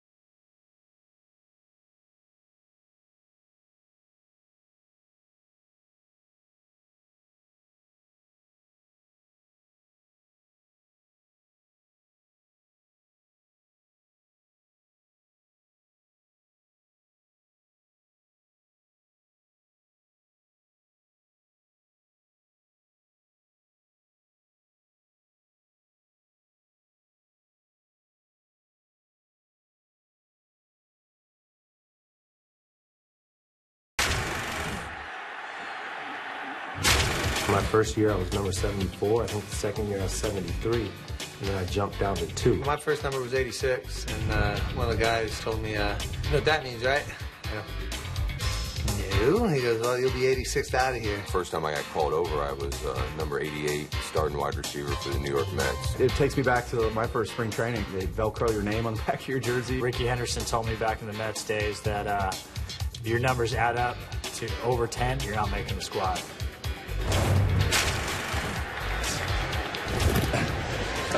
And there he is. Number 68, Matt Dendecker, leading things off. But at least his name's on it. Yeah, I was going to say, most of those high numbers come without any letters attached to it. Just numbers. But we're going 68, then 61 here for the Mets to lead off the 4th inning. Up 4-zip. Crosby pours in a breaking ball. Here's Jordani Valdespin. He's number 61. He bats second this inning. I think so. Crunkies, I think, was mid-40s.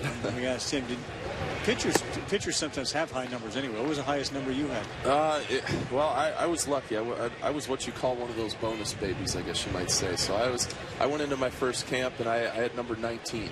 So you never went high digits. No, I wasn't. And then I went to AAA that year, and Oakland signed Kevin Apier, so he took 19. And my following spring training was number 20, and that's what I stuck with.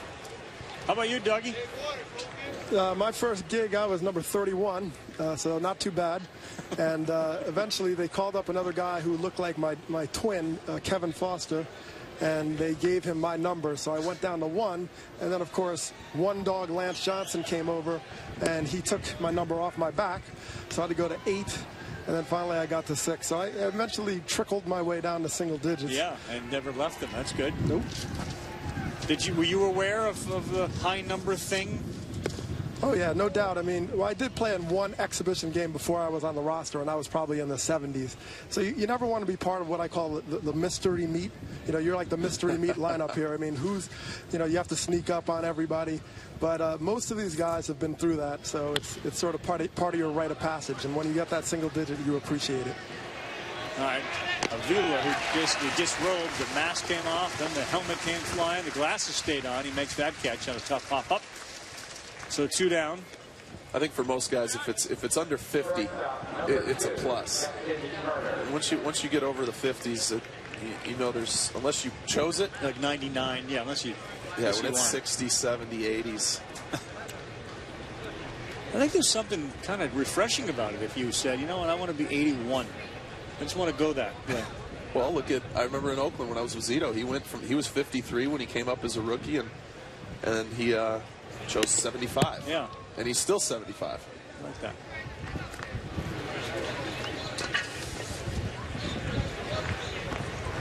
Not like football, where you kind of have certain numbers reserved for the linemen and the wideouts and the quarterbacks, running backs. But this game does seem like position players. That's what the Tiger fans wants to see. Miguel Cabrera backhand one and throw across the diamond. That's half the equation. The other half of the equation is to watch him hit a ball out of the park. We'll get a chance to see if that happens when we come back.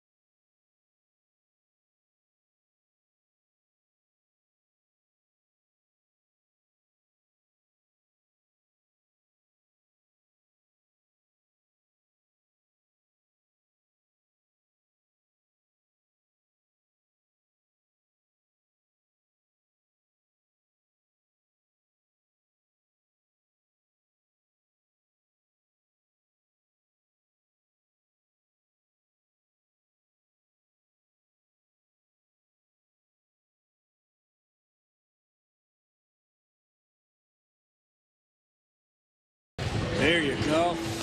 Well, we got ourselves a game here from the Mets' perspective. They're winning 4-0. It's a good time to get out, but you got to get back to your seat quick because the big boys are coming up. We are planted, and we want to see this. It's Cabrera and it's Prince Fielder. They lead off the bottom of the 4th now for the Detroit Tigers, who are trailing 4-0. Cabrera strikeout victim in his first at bat. Fielder did get a single. Cool, clear, crisp day, cool by Florida standards. And the first pitch to Cabrera, off speed, pitches in for a strike. Dylan G has a real plan against these guys. He's done a good job. He's changed speeds. He's located his fastball. That's what we talked about, you know, with Scherzer. Location is so big in this game. When you locate, no matter with what pitch, especially your fastball, it opens up all the other pitches, and you can be so much more effective. Cabrera 30 and 100 every year.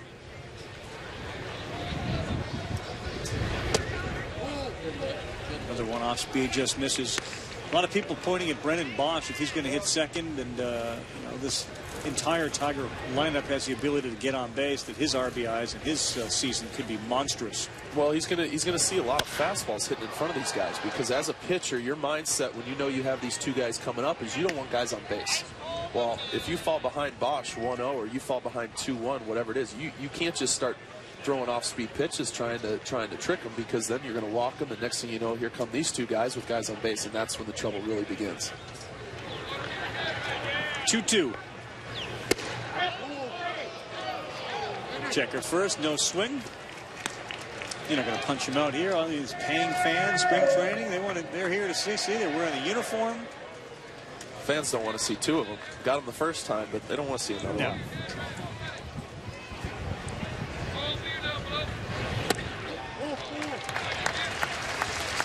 A walk for Prince. So Cabrera goes to first. And that sets the table for him. You know, you watch him take batting practice, and you get close to the cage, and every swing he took, if he didn't square it up, he would mutter to himself. And I said after, is every ball, you know, you want to hit every ball out of the park? And he just said, no, just hard somewhere. But it felt like he wanted to hit everyone over the fence. Yeah, as a guy like him, he's trying to hit everything as hard as he possibly can. There's no lack of effort. It's a hard swing. And just for someone as big as he is and as hard as he hits it, something hard has a chance of getting through. And that's all he wants, is to take good swings and make good contact. So off speed to start Cabrera, off speed to start Prince. Neither swung at it. Now ahead again in this count, 0-1. That was a pitch there. This is the pitch sequence to Miguel. It's a get me over curveball is all he's trying to do there. Strike one. He's trying to go in, yanks it away. Another curveball just misses down and away. There he's trying to go in, gets away with one over the plate as well as he goes the other way. Right there, that's a good pitch. If he got that down a little bit, Cabrera would have chased that or it would have jammed him. But that was a good pitch there.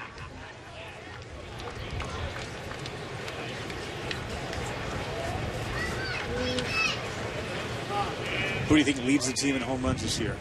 Cabrera, Fielder, Bosch, Young? It's hard to go against Prince. 0-2. That one is ripped into right field, and it is gone. Hard to go against him, and Fielder delivers, and just like that, after a walk to Cabrera, Fielder hits his second of the spring.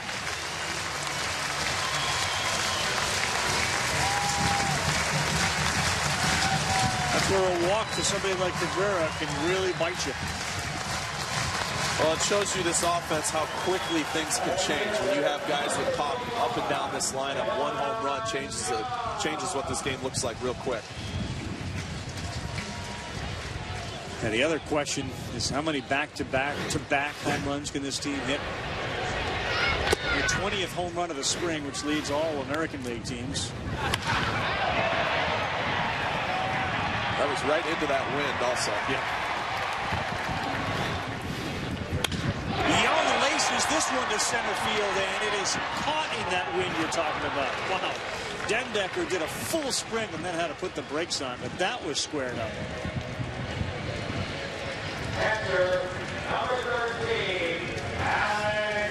Leland had a chance to listen to Bryce Harper take batting practice, and all he said was, that's a loud sound his bat makes, and this team's got a lot of guys that make loud. That was a loud sound from Young. Yeah, just when we were standing around watching BP, you watched the Tigers, obviously, with their A lineup pretty much in the cage. The sound of their bats, and the Mets having a lot of guys hurt, it's minor league guys. It was two completely different batting practice that we watched. Yep.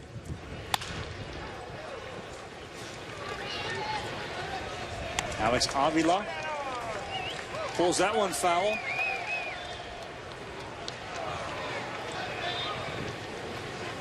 He was hurt towards the end of the year last year as well. I said to him, batting practice a little different this year. And this was after the first group was hitting, not the second group. He said, just wait. The first group has Inge and who else was in the first group? It was Young. Well, Bosch was in the first group, and he was killing the ball. He said, just wait till the next guys come up. It's expensive. You're hitting all these balls over the fence. There's a cost here. Well, there's no fans yet in the stadium yet when the Tigers were taking BP, so they had a few of their guys up on the lawn out there in left field, kind of collecting them and throwing them back. Retrieving. And then right field is pretty much their bullpen and parking lot, so they might be able to get those back too. Right.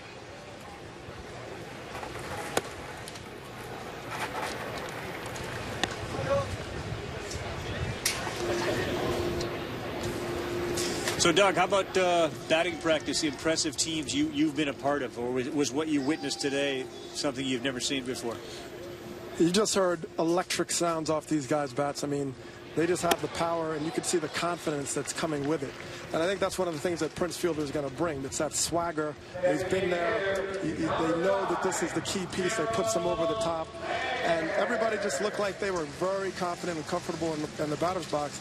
And they're going to get contributions all up and down that lineup, not just from Cabrera and Fielder. Yeah, we've talked about numbers. You take a look at the Tiger projected lineup.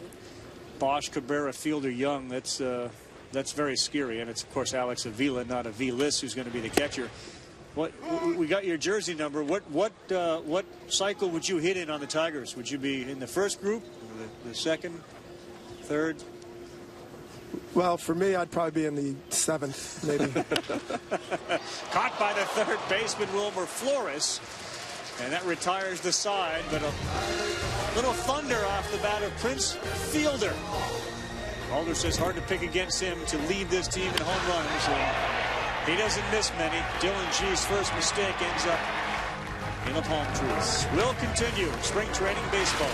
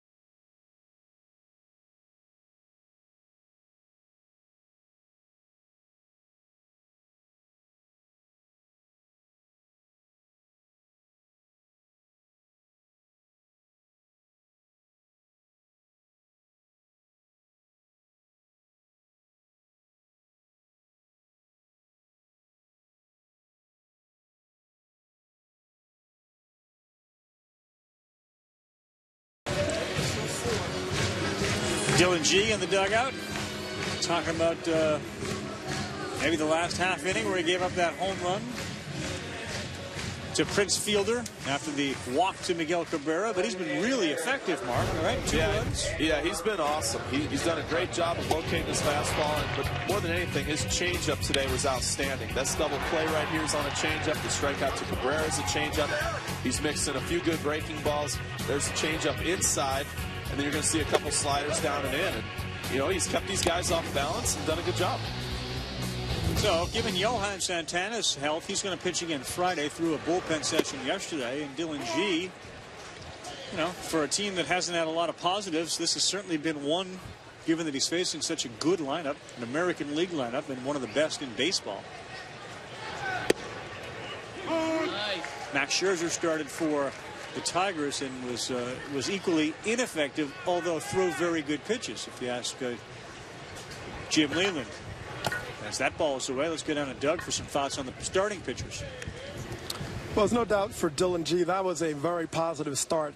His issue has been just wearing down because he's trying to be too fine and doing too much too soon with all his pitches. He was much more aggressive, more precise, and sure, Fielder got one, but he was attacking the zone. And the thing about G's situation with the Mets is he doesn't have the Valverde, the type of closer situation where he can afford to come out early. They have sort of more of a bridge to nowhere versus the Tigers. Scherzer can afford to be a little bit less precise because he can get the bridge he needs to get to that Valverde, that back end of the bullpen, and close it out. So G is going to be much more important to him to be more aggressive than it is Scherzer. And sometimes I know with G in the past, you know, he comes out in that first inning, he's showing him all his pitches right out of the chute. You know, you want to come out and you don't want to always have to do that, because the more you do that, the later in the game when you have less to go to.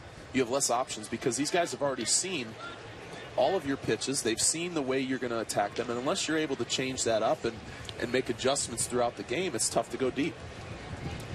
So you want to have a few in your back pocket? Absolutely. Or one. Yeah, if you just come out and, you know, say your curveball's your out pitch and you come out in the first inning and you got somebody 0-2 and you're going breaking ball, well, that's telling them, hey, this is my out pitch, this is what I'm coming at you with. Well, then you get in the 6th, 7th inning and you need to make that pitch, and you got to have other things to go to, or he hasn't seen that yet. Did you continue to develop pitches as you played, or were you kind of set by year, 2 or 3 of your career? When I started, I mostly threw sinkers. All my fastballs were pretty much sinkers, and I had a curveball and a changeup, and I never really liked my changeup, so I started throwing a split. And in my rookie year especially, I had trouble getting in on right-handed hitters, so I started throwing a little cutter slider, and it wasn't one or the other. It was, I don't really know what it was. It was just something to try to get that right half of the plate and get in on guys. And when I was able to do that and learn not to pick with it and just to throw it and let it work, it helped me be a lot more successful. This is Zach Lutz with Mike Baxter on deck after Daniel Murphy flew out to Delman Young in left field.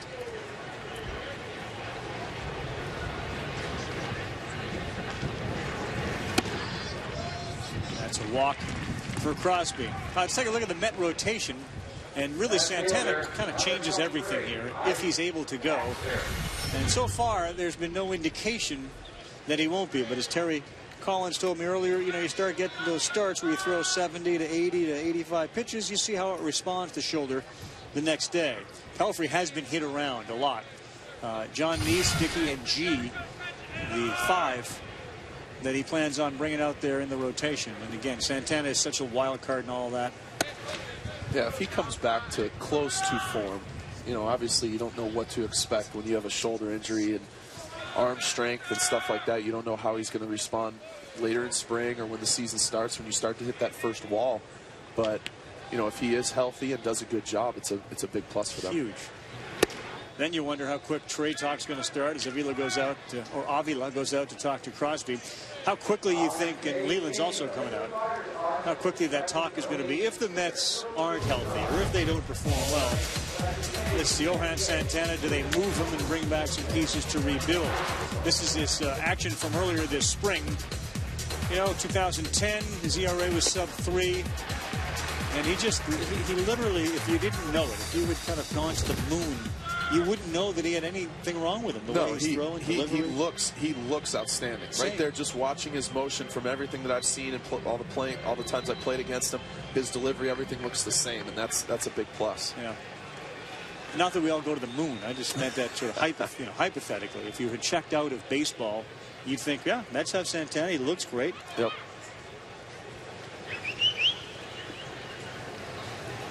It'll be interesting because there are a lot of teams that could probably use another really good starting pitcher. Where the Mets find themselves come trade deadline or even earlier, if they're not in the race.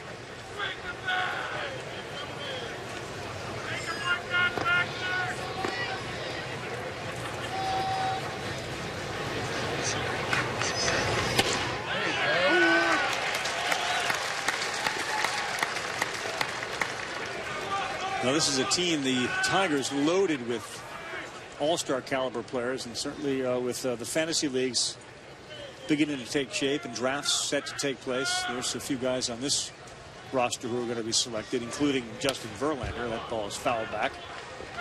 We'll take a look at where some of the guys on these teams would rank as far as fantasy goes.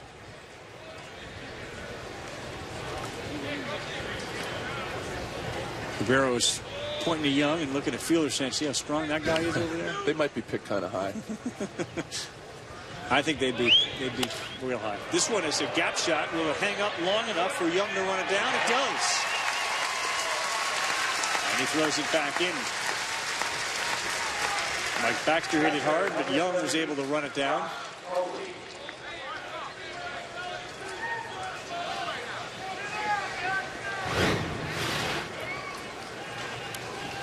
You can see Young move right away, gets a great jump on that ball, and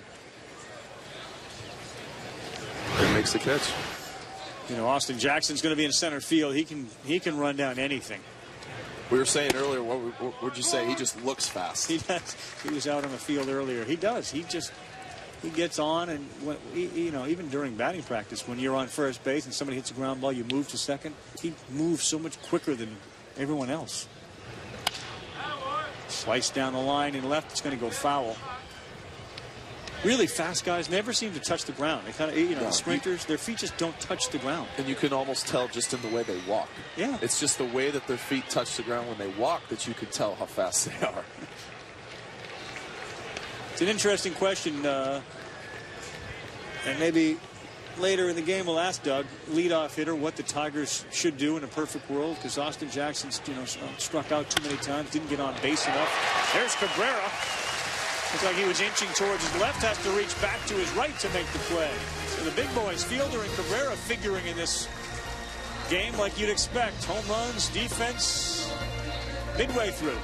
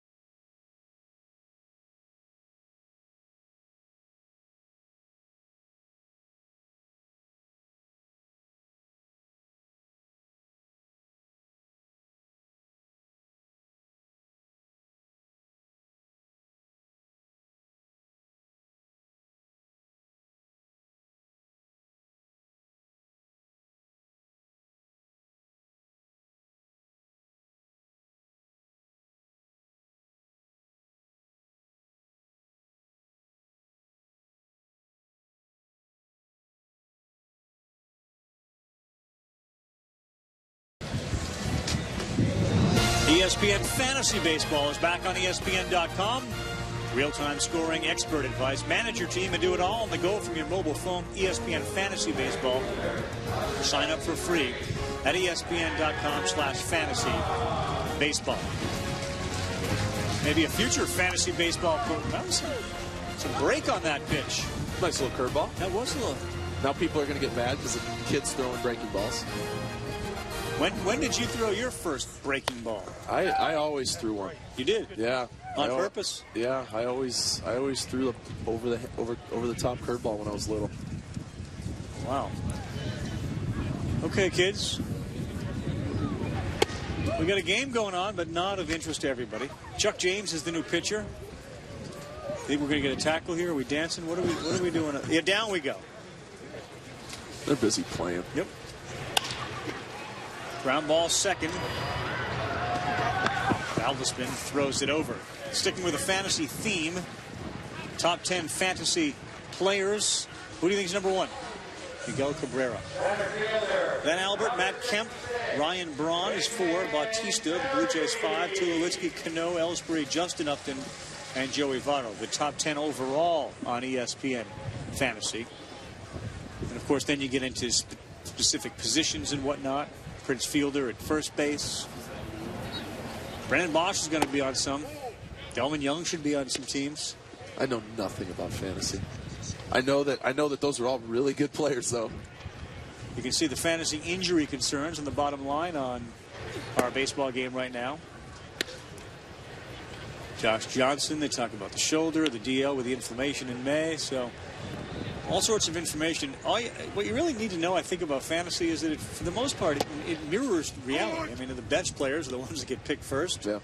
And the fantasy part is you can have, especially this year, you can draft Cabrera as a first baseman, move him over to third, and have Prince Fielder as well on the same team. So you can do some kind of fantasy-like reality. thing. Yeah, which is, well, I guess you're right. It is. In this case, it is reality. I always recall the fantasy part of it being like you can make trades like every minute.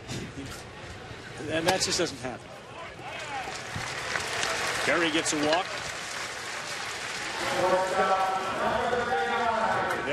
It does come quickly on this team. Wow, we're already back to this with Santiago and then Inge and Cabrera. The lineup turns over real quick when they start swinging the bats.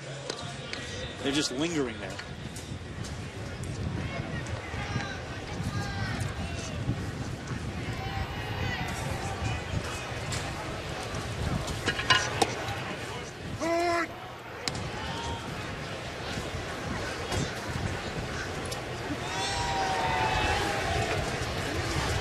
So Ramon Santiago, who's like Ryan Rayburn, and has had a very good spring for the Tigers.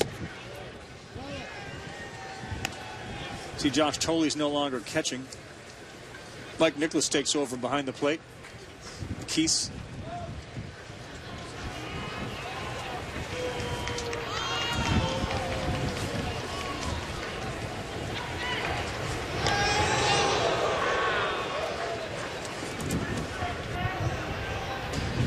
With Tim Burdick out too, and you see Chuck James on the mound now, is that they're going to need a lefty. They don't have a real lefty that they can count on. So every audition.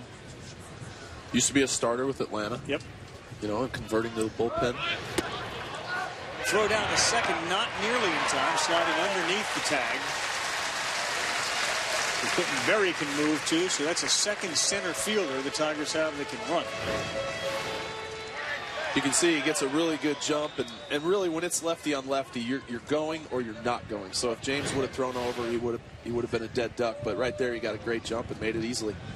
Doug, hard to run against a lefty usually. Well, there's no doubt he kind of went first move, and sometimes after you watch a guy a few times, you should be watching him during his warm-ups, watching him work. He saw something and he took off on first move. So a lot of lefties have a little pattern. They may turn their leg in, they may tuck their glove. But Quentin Berry made a great move, great decision to go first move and made it safely. And that's what I mean. You don't see a lot of, I know when I was pitching, you don't see guys, you don't lift your leg and then see the guy go. Yep. He's either going to go or he's not going to go. And most of the time when they get a good jump, there's not a whole lot you can do about it unless you're real quick to the plate. Brandon Inge, strike one.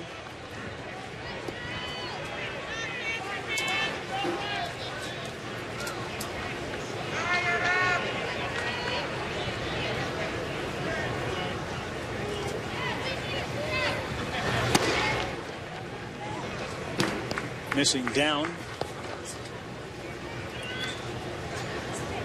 Getting some breaking NBA news. We'll get that to you in just a second. But we talked about how the ship had gone so high with Lynn and then down with Mike D'Antoni. Mike D'Antoni apparently has resigned as head coach of the Knicks. The ball is kicked over there at third and thrown away. Berry's going to score. Ainge is going to get into second. But again, want to repeat the NBA news. Mike D'Antoni has resigned as head coach of the basketball team. There had been some rumors that some of the star players, including Anthony, wanted to get out of there, that he had lost control of the team. Much more on SportsCenter as well as on ESPN.com. But Mike D'Antoni out as head coach of the New York Knicks. And how quickly that happened.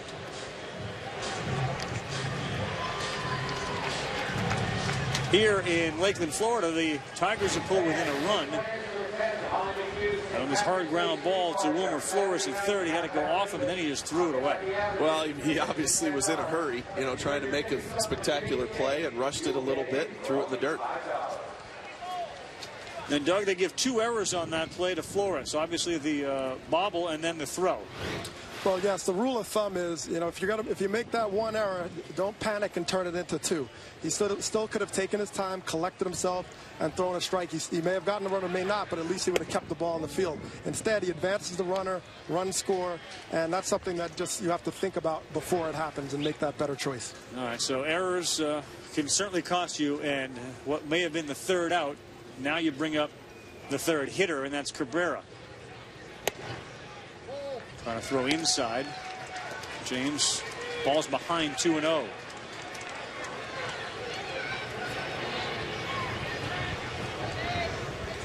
This is going to be one of those teams where no deficit is safe, or on the other side, no lead is safe. No, and that's what I said. With the power that they have, the game can change so quickly in a matter of one swing. A couple guys get on, as we just had here. A couple errors happen. Next thing you know, there's a couple guys on base, and somebody hits a 2 or 3 run homer. Yep. Fielder is on deck.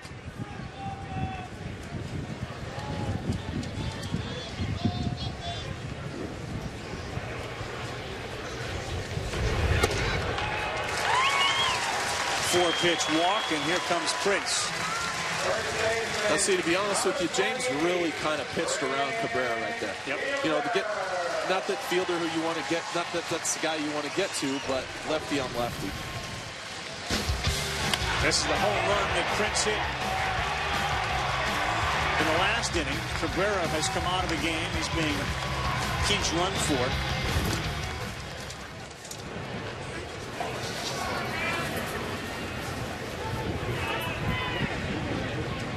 Audie Siriaco goes in to run for him. Fielder wanted to, and then he waited on it. No swing.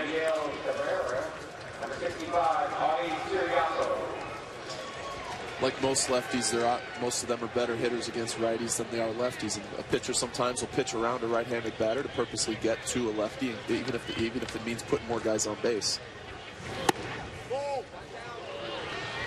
2-0.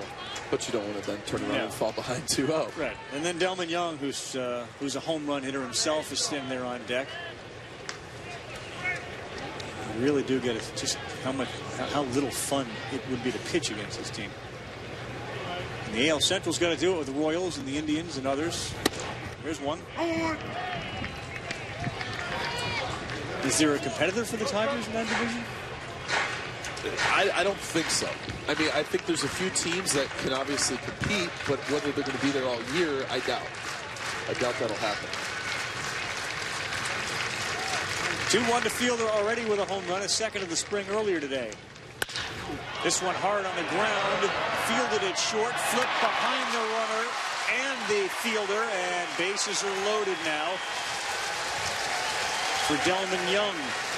I'm not an infielder, but I'm pretty sure that's a play that you need to make that play to first base. That's not there's 2 outs here.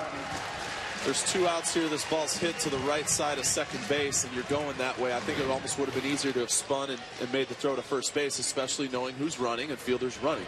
Doug, you have a thought on that? Well, absolutely. I mean, I think you got to know the situation, and you notice that he was moving back, so he kind of rushed it, and that's a timing pattern. You have to lead the fielder to the base. He kind of rushed it, didn't quite get it there, and he didn't slow up enough to make the play, and that cost him. Gerard Head has replaced Prince, so both Cabrera and Fielder out of the game now. Delman Young, ball gets past the catcher, and in comes the tying run.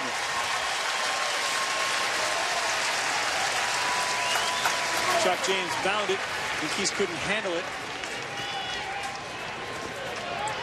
And it's all coming apart here for the Mets in this inning. I mean, that ball hits in front of the plate there. There's not a lot more that that catcher can do to try to block that.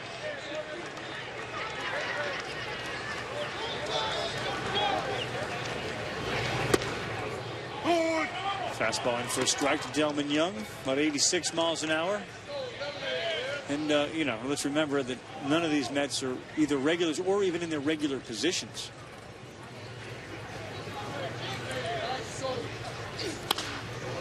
Inside pitch, Delman down towards the net dugout.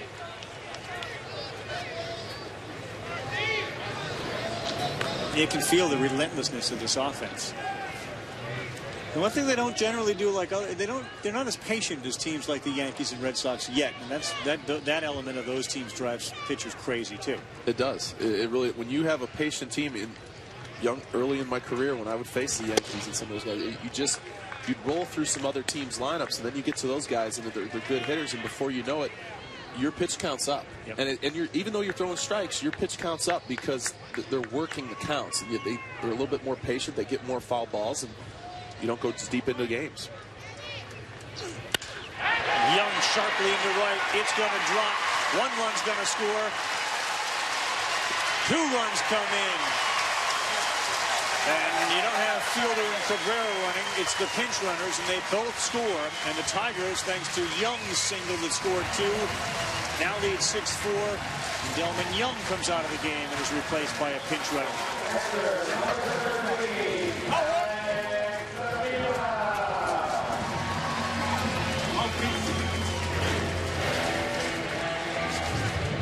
Good piece of hitting by Young. Fastball up and away and goes with it, drives it the other way, and 2 more runs for the Tigers.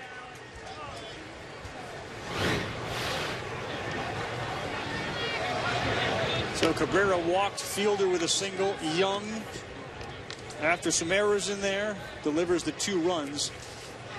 And what felt like inevitable has arrived.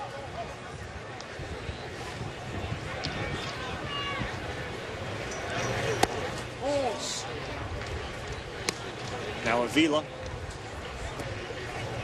Tim Leland's body language has changed. He's kind of flipping the baseball now to himself. A team with an offense like this, you can't make the errors. You can't make the mistakes because they will take advantage of it and they will make you pay for those mistakes. Eric Patterson is the man that's now replaced Young at first. Fielder had the home run. That started the scoring for them in the 4th. Take that, take the gloves, take the showers, do it again tomorrow.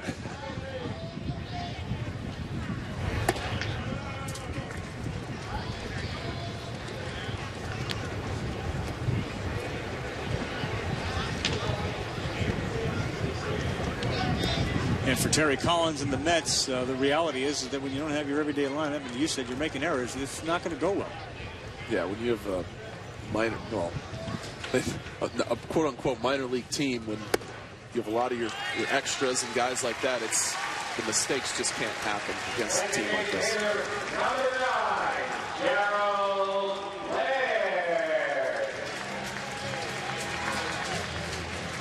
A couple of errors, a couple of walks, some infield singles, and it adds up to a 6-4 deficit and 2 men on for the Tigers with 2 outs as they bat in the bottom of the 5th inning.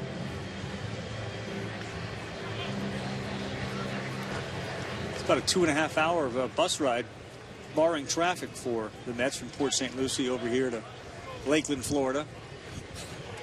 And the Mets, fortunately for them, don't have a lot of teams that are really close to them to play. And the ones they do play tend to be in their own division. Obviously, the Tigers aren't, but the Marlins and the Nationals, Cardinals in their own league, they play them all a lot because of their proximity to Port St. Lucie. Yeah, it's the difference between Arizona, the Cactus League, and the Grapefruit. You know, Florida, everything's spread out a lot more. You don't even play half the teams because you're not near them. But you know, in Arizona, everybody's pretty much within an hour or so, and everybody's playing everybody. You prefer Arizona? I did. You yeah. Because you were in both, right? With Oakland and then with St. Louis. Yeah. You know, now they don't even have Tucson anymore. The Rockies and the Diamondbacks have that new complex in Scottsdale there, and you know, there's not. We used to dread the Tucson trip, which was an hour and 40 minutes. I mean, that's nothing when you start talking about the travel in Florida. What did you do to get out of it? Now you were pitching, so you never. What did players do to get out of that trip? Well, there was sometimes veteran guys might volunteer to play 2-3 days in a row just so that they'd miss that Tucson game. I know there was one spring training where Tim Hudson and I were both throwing on the same day, and we had a split squad, one in Tucson and one in Phoenix, and we both had a side session a couple days prior, and we took 20 pitches, and the person who dotted the glove the most didn't have to go on the trip. So every now and then, not that happens very often. And who won? I got him by 1. So I stayed back in Phoenix, and I don't think it was a very good start. So I should have gone. Like 4-3 or like 19-18? I think it was like 16-14 or 15-14. Good. Tigers are up 6-4 over the Mets. We're going to the 6th.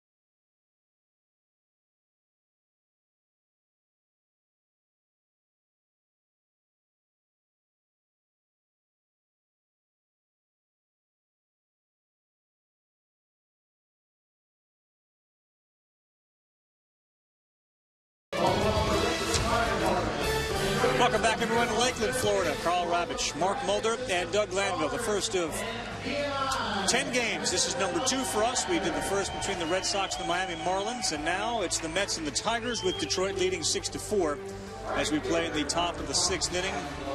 Good game coming up on Monday between the Phillies and these Tigers. And an interesting article on ESPN.com from Jason Stark as he talks to Jimmy Rollins about the injuries to the Philly players. He's not positive, at least he's quoted as saying that Ryan Howard, in his opinion, comes back at all this year. And he's just, you know, he's citing the infection and whatnot, and he's wondering aloud if that's within the realm of possibility. Obviously, the Phillies don't believe that, but good article on ESPN.com from Jason Stark. Well, I think with any serious injury, you just never know. You know, and it's not that, you know, the Phillies obviously expect him to be back and be back fine, but you don't know. You know, there's always little things that can pop up, whether it's, you know, guys' backs Achilles, whatever it might be. Little things happen and they tend to linger, but you always hope he's back sooner than later.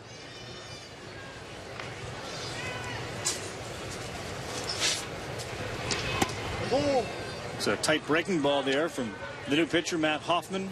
And Holiday is behind the plate.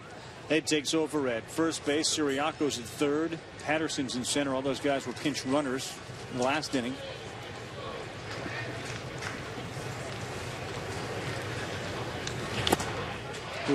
Adam Lowen swings at the fastball in the corner, and he's gone.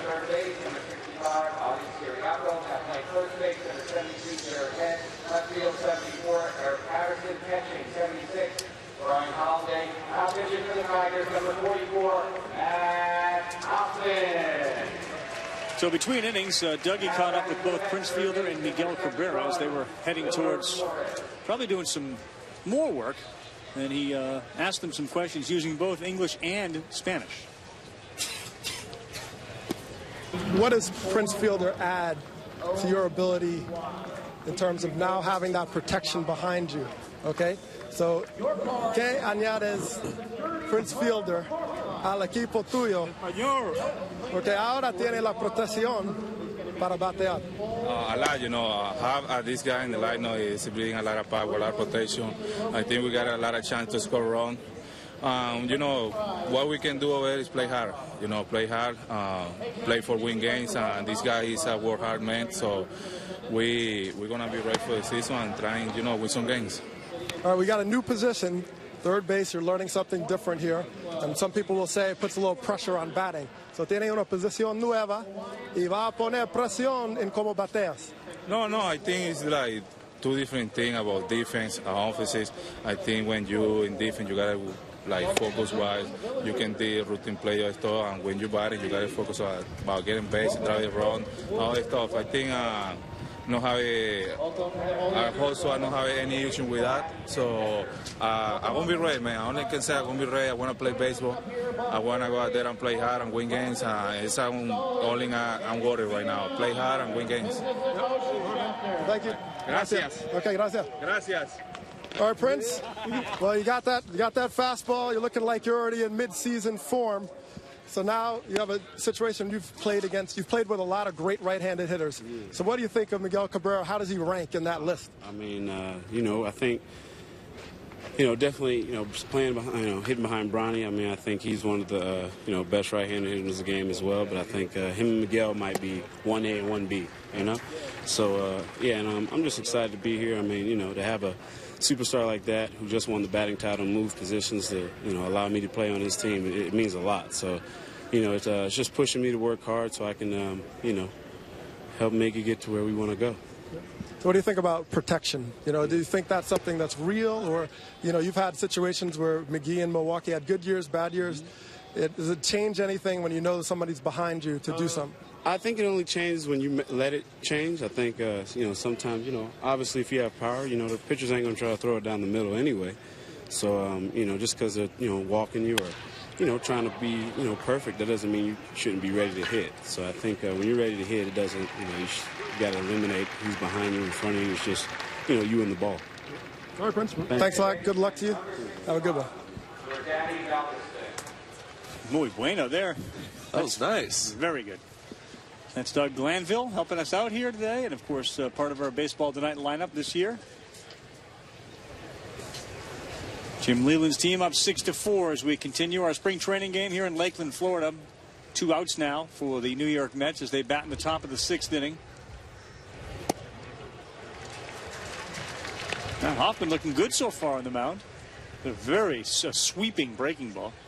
Yeah, sometimes lefty on lefty, when you have that situation, there's certain lefties that have that breaking ball that just seems to keep on going and going away from left-hand hitters. And those are the ones that are very effective in these lefty on lefty situations. All right, Doug, your ability to speak the language of Spanish, very, very impressive. We'll get the backstory on that when we come back. Now that, no, we will not be going anywhere. That ball got away from Patterson in center field. Boy, he was under it, and either it got caught in the wind late or he misjudged it, but he looked like that was an easy out. And instead, it's a 1-run game. I think Dougie can attest to drifting after the ball.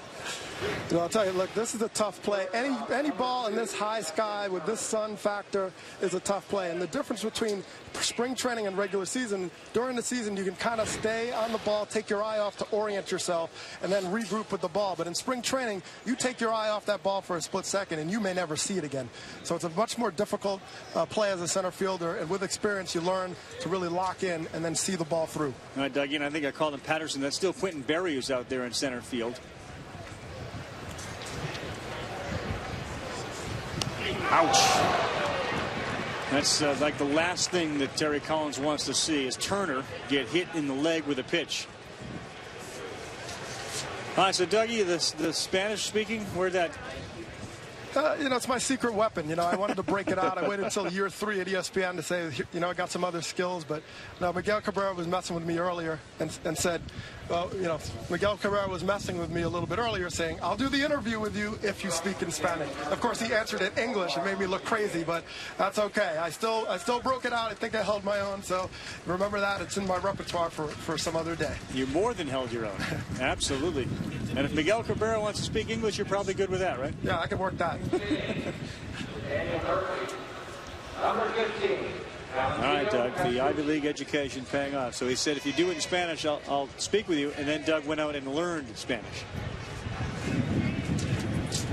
Minus Rosetta Stone or anything. It was just Doug Glanville sitting in his car learning it. That's just someone who's just too smart for me.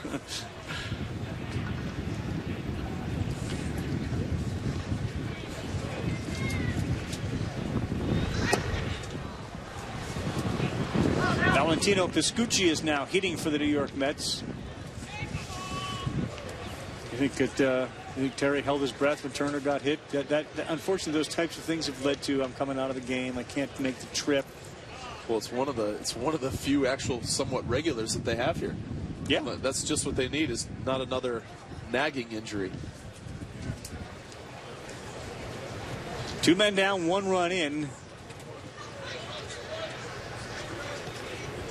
Quintanilla is pinch running now, and we're going to talk with Terry Collins after this half inning. Go back and ask him about Dylan G and what he thought.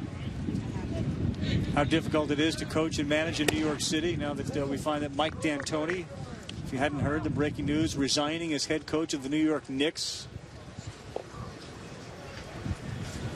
It's a little different to manage and coach in that city.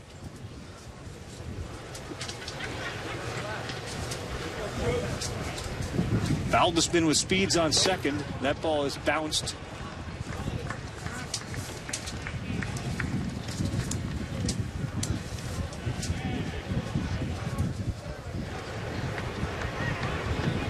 Hoffman doesn't exactly look very comfortable out there on the mound right now. But he did. I mean, no, he started off the inning great, but the minute things it's almost like when somebody got on base, he got out of whack, and sometimes that happens with guys. Yeah, and veteran major leaguers, that happens for too. Sure.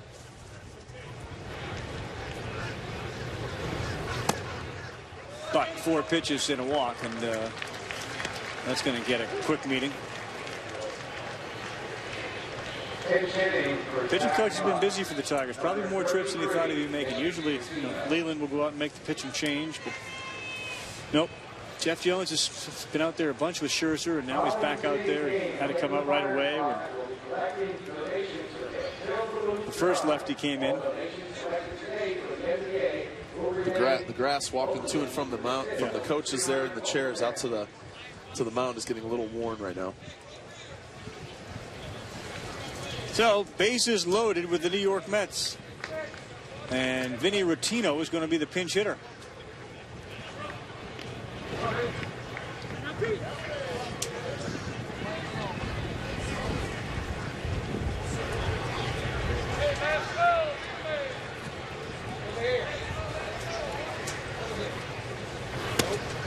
Hoffman is wearing out the inside part of the plate. The catcher's kind of stabbing right now. He's setting up one place and the ball's going the other, so he's stabbing at a lot of balls right now. Which you don't want to do. No, not really. That's not the catcher's idea of a fun day either. This one on the ground, charged, fielded well, high throw, held the bag, and they get out of that inning. bringing in a run, so it's 6-5 now in favor of the Tigers. Let's go over the Met headlines as Terry Collins is going to join us in just 1 second. And obviously the question marks that surround the Mets ownership still continue to linger, and the ownership group expected in court trial on the 19th. David Wright's future in New York, certainly his health is a big issue, and the plan for Johan Santana, who has really looked very good coming off of shoulder surgery. And down on the field now joining us live is Terry Collins, Terry, Carl Ravitch, and Mark Mulder. Let's start with, I assume, what you'd think was a positive, but you tell us, Dylan G today. Well, I thought he threw the ball very well today. You know, we've been talking to him about using his curveball and his changeup to get a feel for it, and I thought he was very, very good today. When you look at this team that you were forced, really because of injuries, to bring here, what do you want to accomplish in a game, given that your starters and your regulars aren't there? What's your goal? Well, Carl, right now, we've got to pick our bench. One of the things that has hurt us right now in the spring is obviously our starting players are out, but it gives us an opportunity to look at our backup players. We've got to put our bench together, and we've got about 3 spots that are open, and it allows us to get some of these guys a lot of at-bats and make a good judgment on them. And how up-to-date are you on the news and information about Wright, who I guess was back in camp today, and it was revealed he had a slight tear or has a slight tear?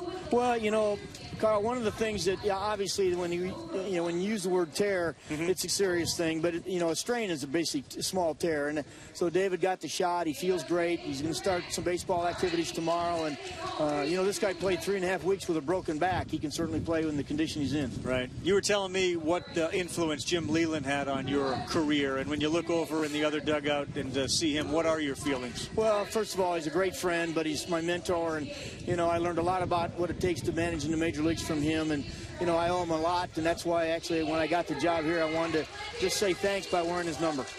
That's right. I have number 10 on. I'm not sure if you know this, and I don't mean to throw a curveball at you, but it's being reported now that Mike D'Antoni, who was the coach of the New York Knicks, resigned today. And it really speaks less about D'Antoni and the Knicks as it relates to you, just the pressure of managing or coaching in that city and what you're under and how you deal with that stuff. Well, certainly, it's the media capital of the world, and everything is scrutinized. Every little story is a major story. We have you have a little something happen in camp, and it becomes blown out of proportion due to the number of people that follow your club. But it's all part of the game here and part of the game in New York, and you got to learn how to deal with it. All right, Terry, thanks. Let's get back to the action. Good luck this season. Thanks, guys. All right, ground ball there and a bunt to third. Good throw over there.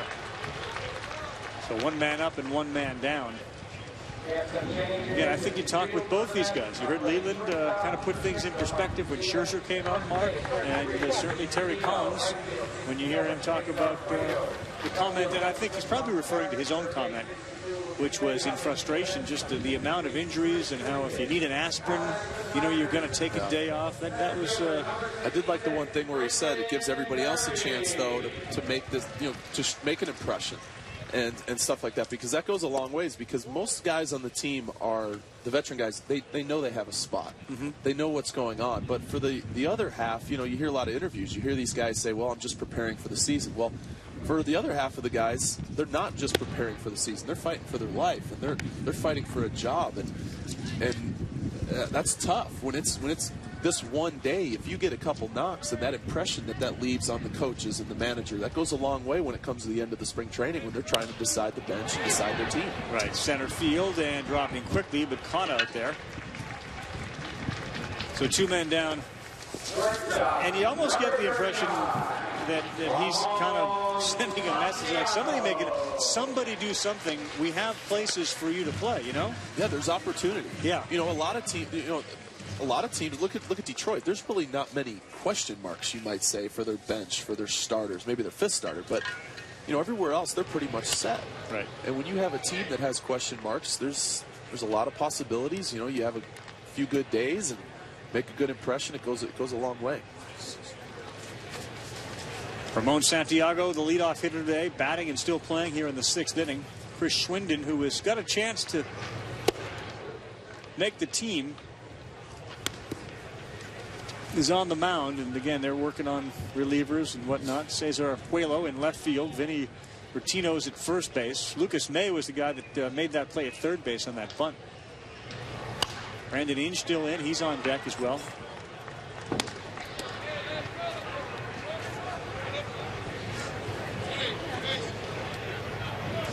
Collins Collins also told me earlier he wears that number 10, but he also suggested that Leland, when he was on his staff in Pittsburgh, would tell him to come on in after the game and sit in these post-game press conferences. I want you to kind of hear how they go, what the questions are, not necessarily, you know, my answers because they're right, but just to get a feel for the way they interact.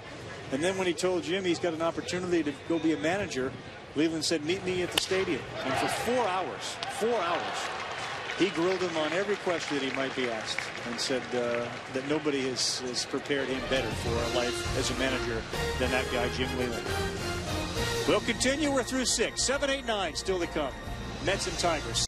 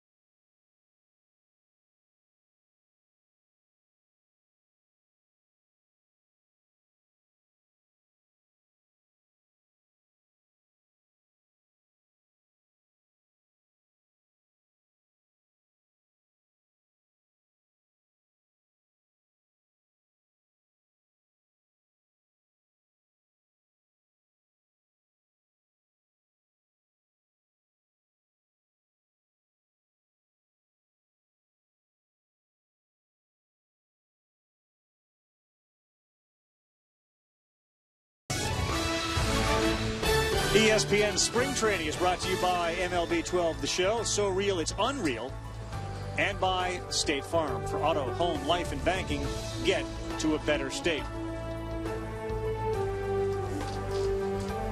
Juan Lagares leading off for the New York Mets, the top of the 7th inning. Matt Hoffman is still on the mound. No other defensive changes for the Detroit Tigers. And a 6-5 ball game highlighted by Prince Fielder's home run. 2-run shot in the 4th inning. The second of the spring. Dylan Gee also very good as a starter for the Mets today. Max Scherzer started and was wild. No other way to put it for the Tigers. This ball is playable. Ainge going over. He's calling everybody off of it. And that's a good sign. Ainge playing second base. That's his ball, and he went to get it. We talked about Jim Leland's influence on Terry Collins, Mark. He's influencing a lot of people, isn't he? Yeah, well, you can see him sitting here talking to Phil Nevin. Nevin, I was talking to him before the game. He's going to be the manager of their AAA team. And, you know, what they're talking about, I don't know. But, you know, you talk about those influences in baseball. And baseball's a game of teaching, you know. And there's a lot of guys who pass a lot of things along to younger players. And you always hear stories of younger players coming in and they kind of say, hey, be quiet and sit down, rookie, you know. But the theory is that you want that guy to sit there and pay attention, right, and watch the game. When I was in St. Louis, Bob Gibson would sit in the dugout for the games, and you know, I remember a couple times where me and Chris Carpenter were sitting on each side of him by the bat rack, and Gibson sitting there, and there'd be someone pitching, and you go, this kid's got no chance, you know, and he's just looking at the kid throw 2 pitches, right, you know, and it's like he could see it in his body language, he could see it in just things that Gibby would talk about. And the way he would speak about things, I just sat there and took it all in. And how much did you know about him as a pitcher? Did you know a lot about him? Well, I didn't know a lot about him, but I knew about, obviously, the things he had done in his career, the ERA, the World Series, how many innings he pitched, you know, things like that. But, you know, that was one thing that I thought was so cool about St. Louis was Lou Brock, all these guys who were around all the time, especially in spring training. To have that is a really neat thing, and you learn because they're there. They want to give you something. You know, they enjoy talking about baseball, and that's how you become better. Doug, how about the biggest influence on yours, especially as a former player? Well, I point to Sean Dunston. Sean Dunston was, I mean, this guy, you talk about game on. I mean, he played everything hard. He threw the ball 105 miles an hour to handcuff Mark Brace at first base every pitch, but he was after it. And one thing that impressed me is he had trouble with his back. He, like, popped up to short center field, and he was standing at second base. So I said, well, you know, if this guy, older player, can hustle like that, there's no excuse for me as a younger player. So he really set that tone, and it's so important that veteran players sit around, talk shop with these players, because they really can make a huge difference in their knowledge of the game and how they learn it and how they improve. Yeah, that's in Philadelphia. You know, some organizations embrace the past. Certainly the Yankees come to mind with all the Hall of Famers that they have walking around, but not every organization did that. As a player, you would hope that they would do that. You enjoyed having those guys around. No doubt about it. You know, Philadelphia, you know, Mike Schmidt walking around, Steve Carlton. There were so many players from yesteryear. Not only were you fans of these guys, but you knew they had tremendous knowledge, and they played in an era where a lot of things were more difficult. So they were just people that you needed to be a sponge with, and I guarantee you became a better ball player. Cesar Puelo hits that ball into left field. He's aboard with a single. It's funny that he mentioned Dunston. One of the years when I was in Oakland, we were playing in San Francisco, and I grew up in Chicago on the south side, and I grew up a White Sox fan, but I was always a Sean Dunston fan. And I asked him out on the field if I could get something autographed from him, and he said, yeah, sure, I'll send it over. Well, he hadn't said anything, and I had to pitch the next day, and there might have been some sort of a situation in the game, and I happened to drill him. I swear it was just an accident, but you know, there was a situation where it needed to be done, and he happened to be the guy up. So I'm kind of on the mound going, great, this is not what I want to do. But he sent me over a bat after the game, and it said, I'll play with you any day. Really? Because, as Doug said, he played the game hard, and you know, I think he expected it and knew it was coming, and I still have that bat hanging at my house.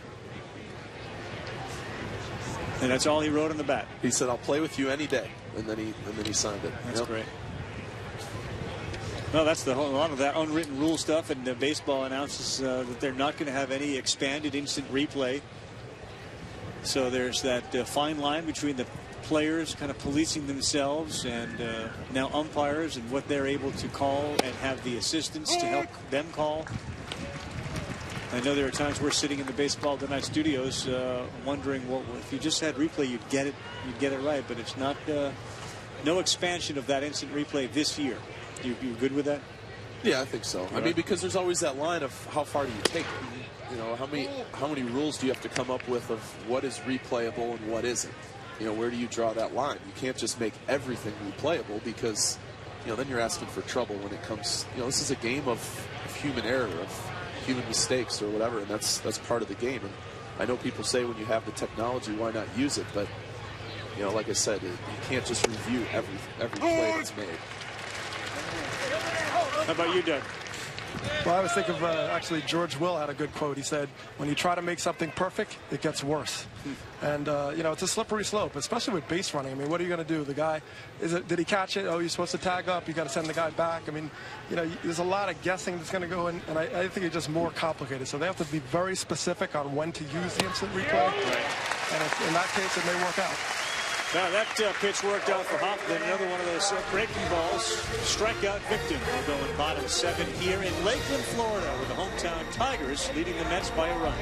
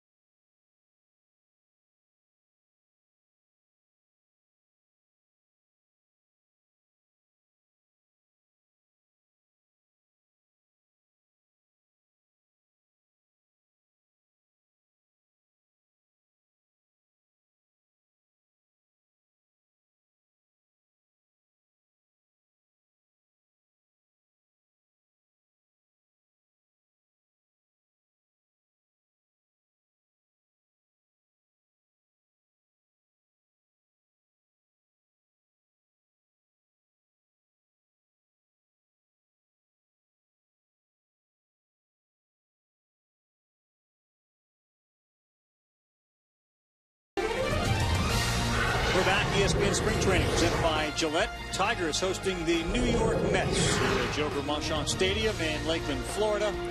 I'm Carl Ravitch, Doug Glanville, Mark Mulder alongside, and the bottom of the 7th inning starts off with a one-pitch out. Brandon Inge flies out to right field. So Inge doesn't know he's starting until probably 25 minutes before the start of the game. I assume that's difficult, right? Or is it not? It is spring training, so it's not that big of a thing. But it also depends. Maybe if he knew he wasn't playing, what did he do all morning? Did he do extra work this morning because he thought he wasn't playing? Did he work out maybe, and then all of a sudden find out, hey, you're in the lineup? Well, if you've just lifted for 45 minutes, that's not exactly the easiest thing to turn around and go swing a bat. So. It just depends what he did prior to this. But he does. I mean, he did make a living kind of coming off the bench, right? For sure. It's nothing new. It's nothing new. But since it is spring training, there are things that obviously you do before a game if you know you're not playing that you wouldn't do during the regular season.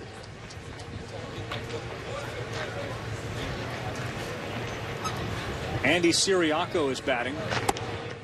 Doug, what was a typical spring training day for you like, or even maybe for the viewer at home, what a typical spring training morning is like? A lot of people see the game come on at 1 and figure, wow, they got to the ballpark at 11 and they're playing at 1, but that's not how it works. No, not at all. And the older you get, the earlier you get to the stadium. As those hamstrings start barking, one year I had a torn hamstring and I had to come back. So I was there very early, 7, 8 o'clock some days, doing rehab, ice, heat, stretching. And then you might have a full routine, whether it's defensive work or working on something you need offensively with your hitting. So it's a full on. So I think spring training days are, really long and taxing because you're getting there early. Even though you have this game and you're done at 4, you've been there since the crack of dawn. So it's a long day. And of course, pitchers don't do anything in spring training. I can't speak to the pitchers, but It just depends. If you're a starting pitcher that day, then you're not doing anything. But bullpen guys, things like that. There's an hour maybe or so of PFP. You do maybe 4 different groups for 15 minutes. You have different conditioning drills, agility stuff that you do. I know they say pitchers aren't athletes, but we still had to do it. And then there's always. Hated it. Didn't you ever feel like, my gosh, when you got in the car and you went to practice the short game and then the irons, and you said, really, I'm not getting paid a lot of money? Well.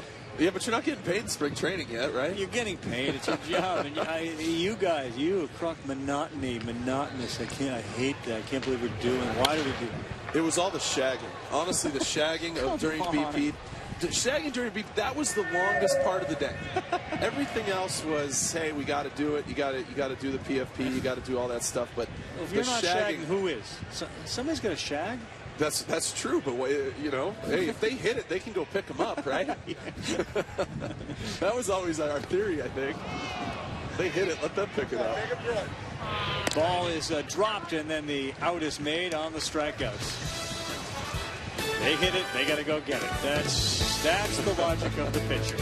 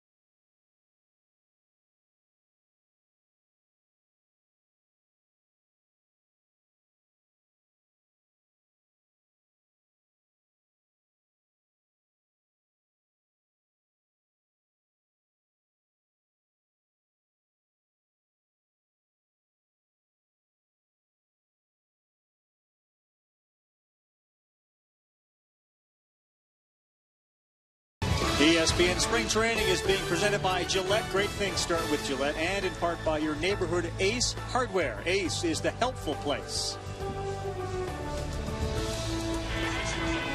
So we are heading to the 8th inning of a spring training baseball game here on ESPN, with the Tigers leading the Mets by a score of 6-5. 6 runs on 5 hits. Chris Swindon's been very good for the New York Mets, and now Bruce Rondon is pitching for the Detroit Tigers. Center fielder, number 68, Matt Decker. So if the Tigers are able to hang on and win, they'll move to 8-1-3. Here we go. Look at that little strawberry shortcake going here. I don't know, but it does look good. That's a lot for one person. Or are we just, we're delivering it. All right. We got the whole booth up here. Drew Pavlov's dog stuff going on. You know, the same way that Austin Jackson looks like he's really fast, Rondon looks like he's just going to throw it really hard. Yeah, you heard, that was the first time I actually heard the pop of the glove up. I mean, Scherzer's was popping, but not like this. That was the first one was 98. Now we're at 97. And the Tigers, you know, historically are known for these power arms out of the bullpen. They love that.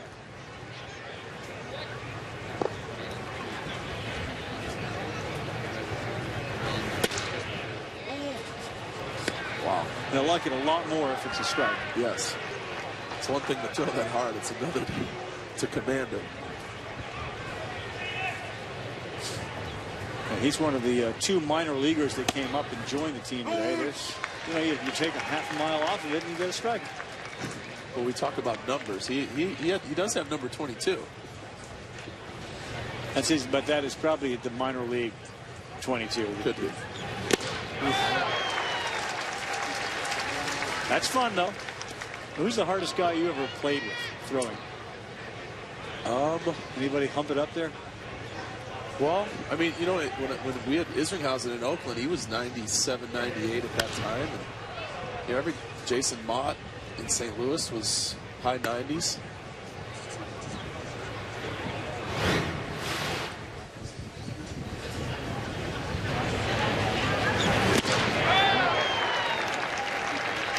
That's what it sounds like. And if you're trying to hit it, that's not fun to try to hit. I'm not a hitter, but I've been in the box to see 97, 98. You don't see it very well. But that seed that just got planted is even worse. Because when you don't know where it exactly is going. And well, I think Dougie can say it. Doug, you can probably speak to it better. I mean, when you have someone who's throwing this hard, when there's that uncertainty in your mind that he doesn't really know maybe where, like this guy, I'm not saying he doesn't know where it's going, but sometimes there's those guys who don't know where the ball's going. That cannot be a good feeling in the box.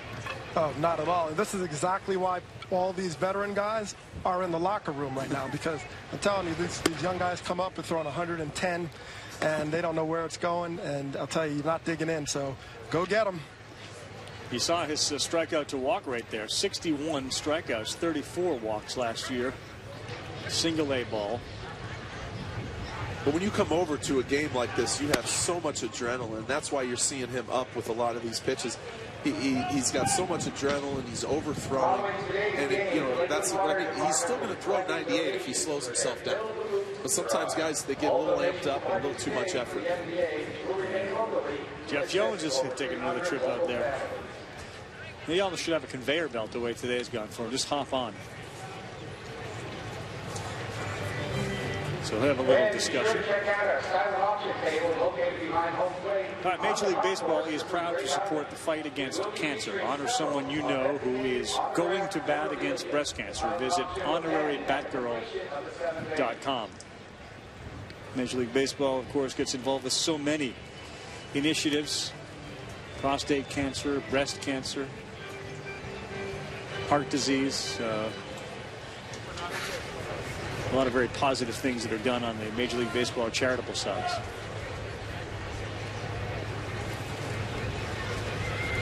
Where do you, this got to be lower, right? There you go. It worked. I mean, the conversation works. So sometimes it just takes that little bit of time for that coach to come out there. You settle down. You finally get to take a couple deep breaths. And you'd be amazed how much it helps.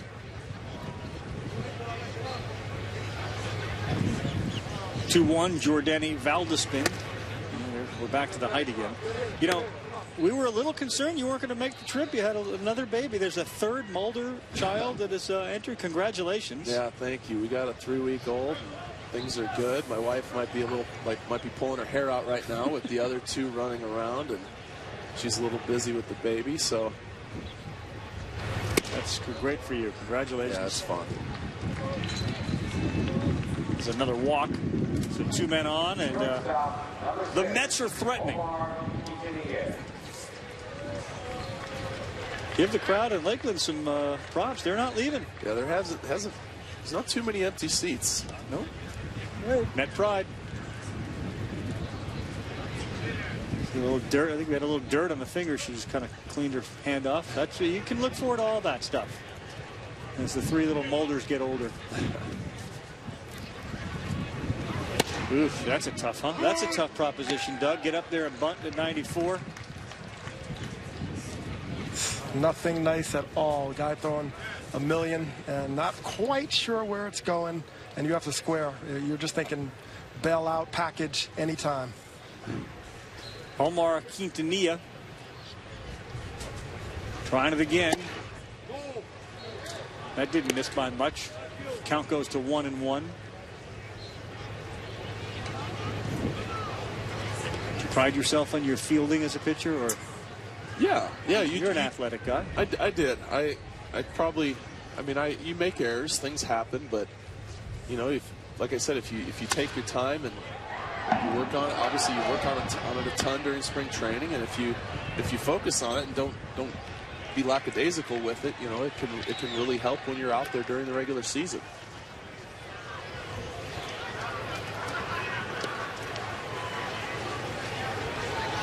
What is the buzz around Arizona with the teams out there? What are the papers saying about the teams? Are they all over the Diamondbacks, obviously, because that's their home as well? Or are they excited about Pujols in Arizona? Yeah, it's a little bit of everything. You know, I mean, Arizona is it's an amazing place during spring training. I mean, the restaurants, the city, everything like that is so packed because it is all so close. You know, Old Town Scottsdale, where a lot of restaurants and bars are. I mean, right near 2 blocks from where the Giants play is just a crazy place when those Giants games get out. But yeah, I mean, the city's definitely excited about the Diamondbacks after last season, and looking forward to big things this year.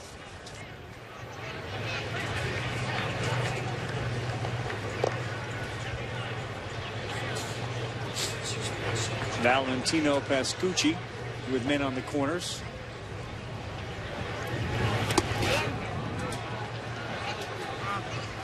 And Rondon continues to struggle finding that strike zone. Has he thrown anything but a fastball? Not that I've seen. Might want to try something different, but I think the couple breaking balls he's tried to throw, he's bounced those. So fastballs are up and breaking balls are down.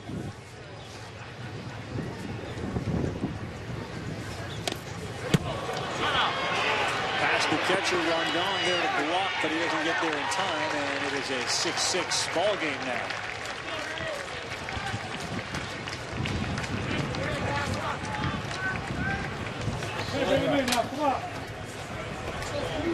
This is really what spring training baseball becomes about. This is what it's about.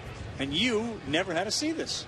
No, I really didn't. I was gone by now. But here it looked like a split finger. Catcher just kind of quit on it. It might have even been a strike if he would have caught the ball. But that did appear. This is what happens. It did appear to be catchable. Yeah. 2-0 to Pascucci. That one's down and scooped. But there again, that's what we talk about when the catcher isn't exactly even sure where the guy's going to be throwing the ball. Sometimes you stab at it, and then all of a sudden you expect that one. It looks like it's coming down the middle, and the splitter dropped out underneath the glove.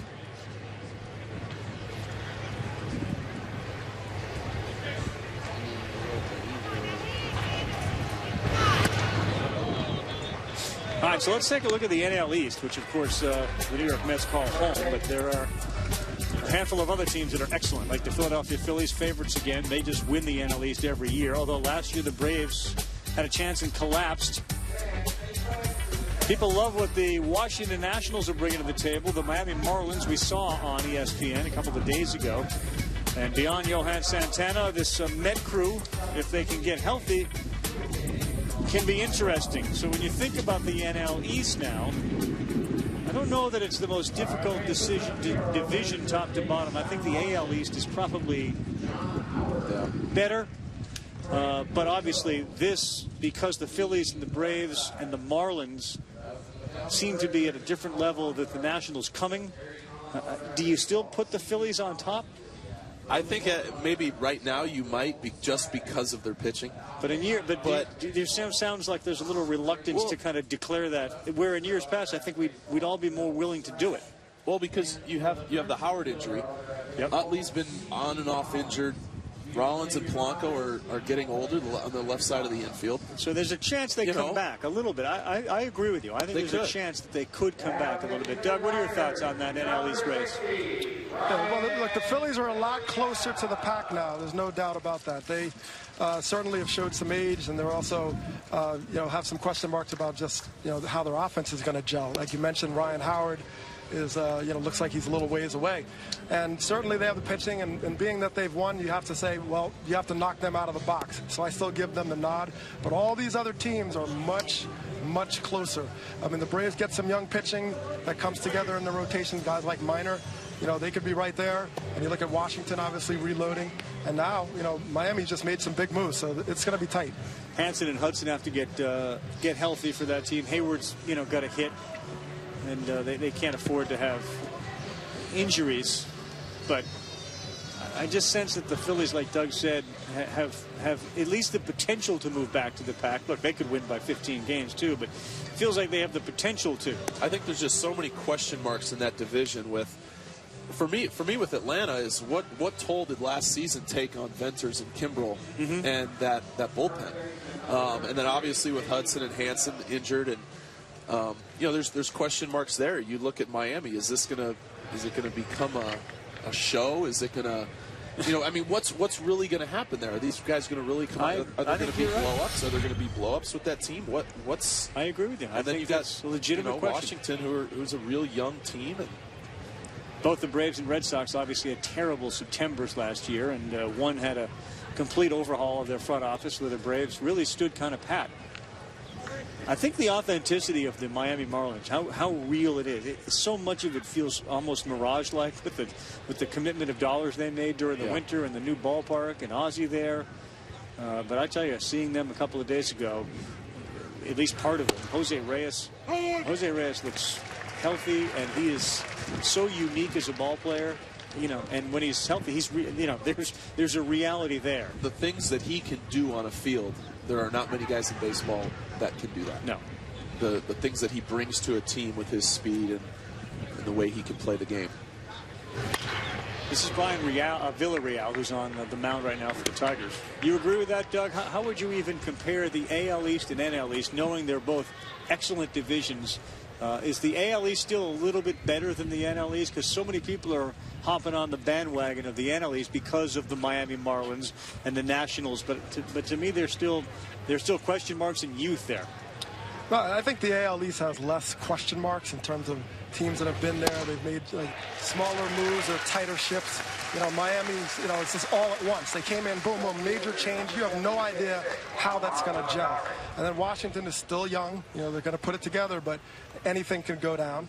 And you look at Atlanta recovery and just the fact that they have some injury questions. You don't have quite that level of question in the American League East. I mean, the Yankees, the Rays, the Red Sox look positioned to be really dominant teams, and they're all going to fight for the wild card. And Toronto is considerably better, so it's going to be a huge race in the AL.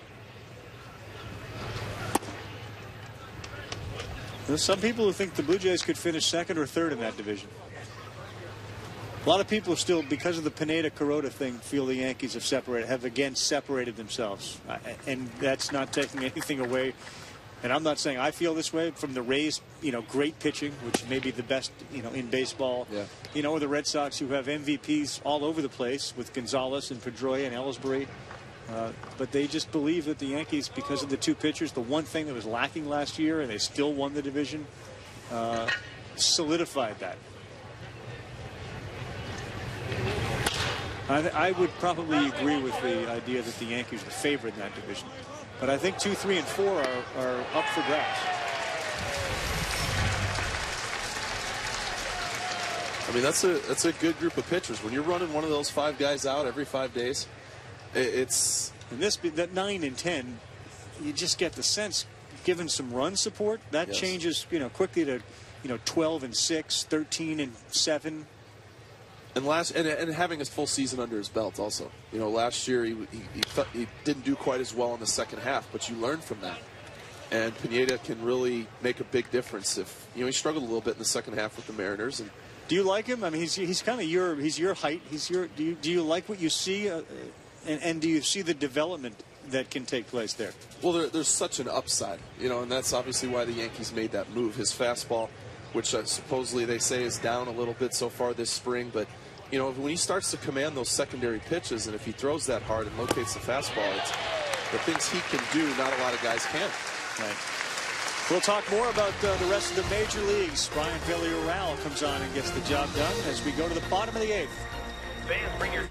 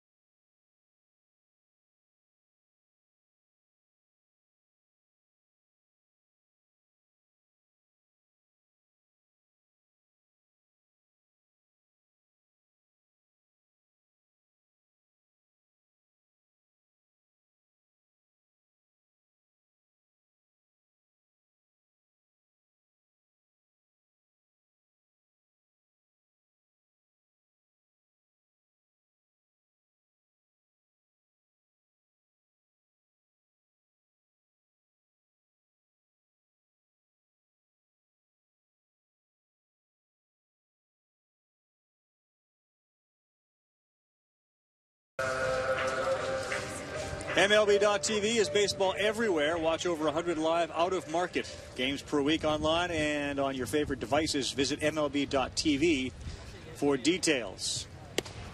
Play begins here in the bottom of the 8th inning.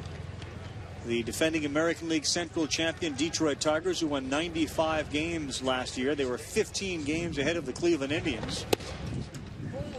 Were a great road team. Only Philadelphia had more road wins than the Tigers, and several other teams had 45 victories. They were 45 and 36 away from home.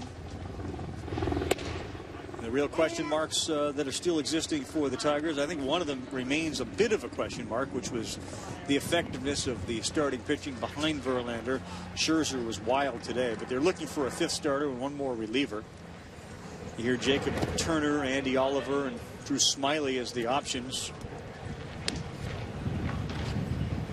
But so far through 11 games down here, Detroit's got 19 now in this 12th game, 20 home runs. And the staff ERA had been the best amongst American Leaguers as well at 2.65. Eric Patterson fouls that one back.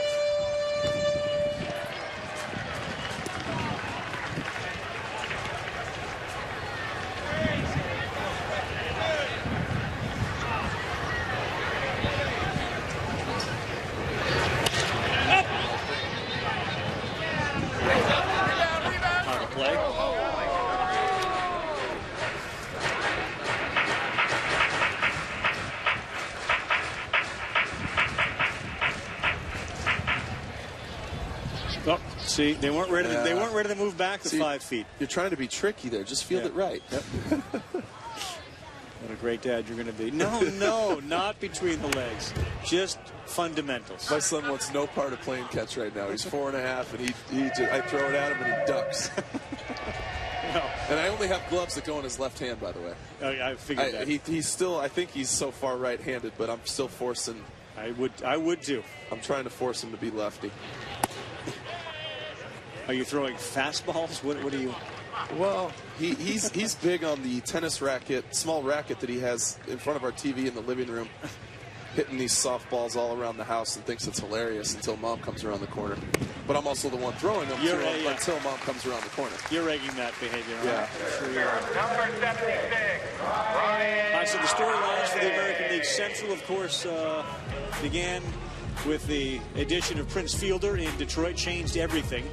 White Sox bring in Robin Ventura as their new skipper. The Indians are looking for their first title since 1948. Things continue to be on the upswing for the Kansas City Royals, and the health of both Justin Morneau and Joe Mauer maintain front and center status in Minnesota. 15 games the Tigers won this division by, and all these conversations, Doug Lanville and Mark, that we have really are based on no injuries and without any knowledge of any future player acquisitions. Do they win by 15 games again, Doug? I think they do, and part of it is they have a chance if they get out of the gate very quickly and healthy. They have the makeup to just literally just steamroll the rest of the season. That's the difference between this year and last year. They didn't quite get their stride. It was late. Teams hung around. They kept people around. But they have much more of that killer instinct this year. So they're not going to wait around and keep the White Sox close. If they see that window, this team knows how to close it. See Dave Dombrowski there with the striped golf shirt on. He is the architect, or at least the chief architect, of putting this team together as the general manager. Is there a sleeper in the division, or is it the same Twins if they're healthy, Indians, or are the Royals sort of that soup du jour ready to make that move? I still like the White Sox from last year. I know it was a disaster, Adam Dunn, but guys, most likely not going to have that kind of year again. So they can get a lot closer. They still have a lot of talent. Beckham's played some good defense. There's a lot of different weapons, and their pitching is still very strong. So they're going to be around, and that's why this year the Tigers have to have much more of that put away instinct, because if they keep teams close, a lot of these teams are improved, like Kansas City, Cleveland. They keep them too close, they're going to be in a lot of trouble. What do you think? Well, I kind of agree with him a little bit. I don't really think the White Sox are that bad. I like what they have, but I think you take those other teams in the division. Obviously, the Tigers are the clear favorite, but it wouldn't surprise me if you saw any of those teams fighting for second place or pushing the Tigers as the season goes along. It's not.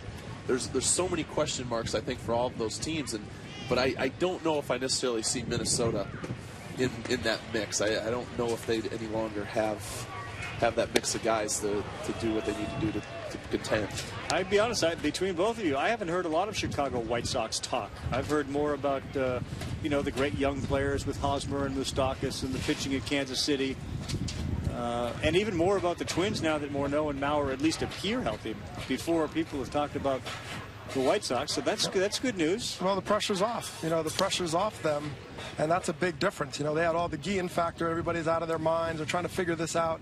Stress. But, now, hey, rookie manager, let's figure it out. And maybe some guys, really get into their own, because a lot of guys just underperform career-wise. If they just get back to level, they're going to be a much better team. Well, it's an interesting watch to see how things go in Miami with Ozzie there, and to see how things go in Chicago with him not there. If the positive Ozzie can influence the Marlins and sort of the other stuff that Ozzie brought that somehow may have adversely affected the White Sox, I'm not saying it did, but if that's gone and they play better, there's nothing else that really changed there. Cool. And that's the thing. Since the team didn't really change a whole lot, you change, Ozzie's. The way Ozzie did things, the culture of that clubhouse will now change. The manager, every manager's different. 180 degrees. Yes, it's going to be completely different. So not to say one is right and one is wrong, but when a clubhouse changes like that, the attitude changes. And sometimes that's all it really takes, is for some small change to happen where guys just start to feel better about themselves and feel better about their teammates, and they play better. Yeah, I could be very wrong. It just seems to me that the White Sox become a team where other people call and say, we'd like to get this player or that player. No, it might happen. They may end up trading for the future, but you cannot count these guys out. And the Tigers certainly look like they're going to be world beaters, but you have to execute on the field. And injuries can change the complexion of anything. And the White Sox certainly just need guys to improve off of last year, which is really the only way some of these guys can go. Chris Sale has the ability to develop. Gordon Beckham, I think in a lot of people's minds, didn't do what they thought he would do last year. I mean, Viciedo. I mean, they got some guys that you're like, they're going to be some of these guys you need to watch close, because these guys could really have explosive years. Right. Second baseman did a great job to get out there and call everyone off it, and then the right fielder said, I got it. Get out of the way. Good with it. Good outfield play right there. That's how you do it.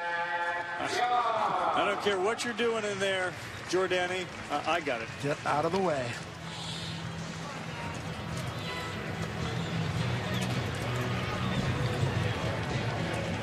That's a scary proposition, too, when you're the second baseman. You kind of hear those footsteps. Other scary moments in spring training, getting on an elevator that goes up to the second floor. Mark and I, and unfortunately, 30 other people on an elevator that holds 8. We went from first floor to second floor. The door never opened on the second floor, and the elevator then dropped back down to the first floor. And it wasn't a little drop. I didn't think we were getting off the elevator. I mean, that was panicky. Right? I got a little hot. I went into a little bit of a sweat awfully quick. That was scary. That was earlier today, Doug, when you were electing to walk. Yeah, he ditched us right before we got on that elevator. Absolutely. And, look, I was at the media spread chowing down on some chicken marsala. So you guys chose the death box. We got on the elevator. It was like one of those circus, cars where 50 people come out. There's just no more room on this elevator. And no matter the protest from the back row, which were me saying, we got enough. I think we're good. Nobody would listen. The elevator guy just kept loading them on. Hey, we can fit some more. And what'd you say? It felt like the Tower of Terror? Yes. At Disney? It really did, because the door never opened and we just dropped. And then you really wondered, is this door ever going to open again? Oh, I would have called for help. I would have got you guys. You couldn't even find a phone. We were squeezed in there like sardines. There was just no room. But we're here. A lot of people would trade places. We're in Florida watching a baseball game.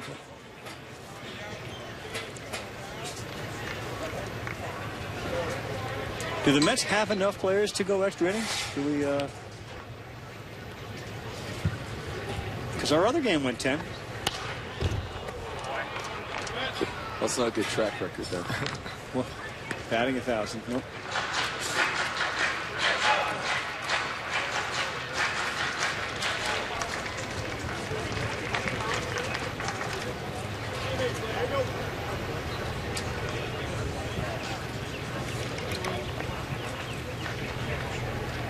Matt Young with 2 outs and the man on second. The go-ahead run. Another foul ball.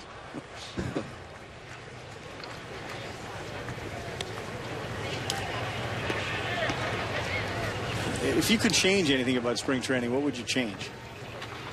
Wow. 7-inning games? No, because there's too many. Maybe later in spring. See, I would think earlier in the spring, 7 innings, and then work up to 9, because the players aren't ready to. Yeah, that's true. It depends how many bullpen guys need work when you get later. Once the starters start going 6, 7, things like that, then there's obviously some bullpen guys who need some work and you need more innings. But early in spring, you need to see too many people early in spring. You need to see a lot of guys out there and see how. Yeah, you have the B games. I know you weren't in them, but you do have the B games. I pitched in a few B games. I had my fair share of those. Straightaway center field, 3rd out of the 8th inning. We are rolling along. Come on.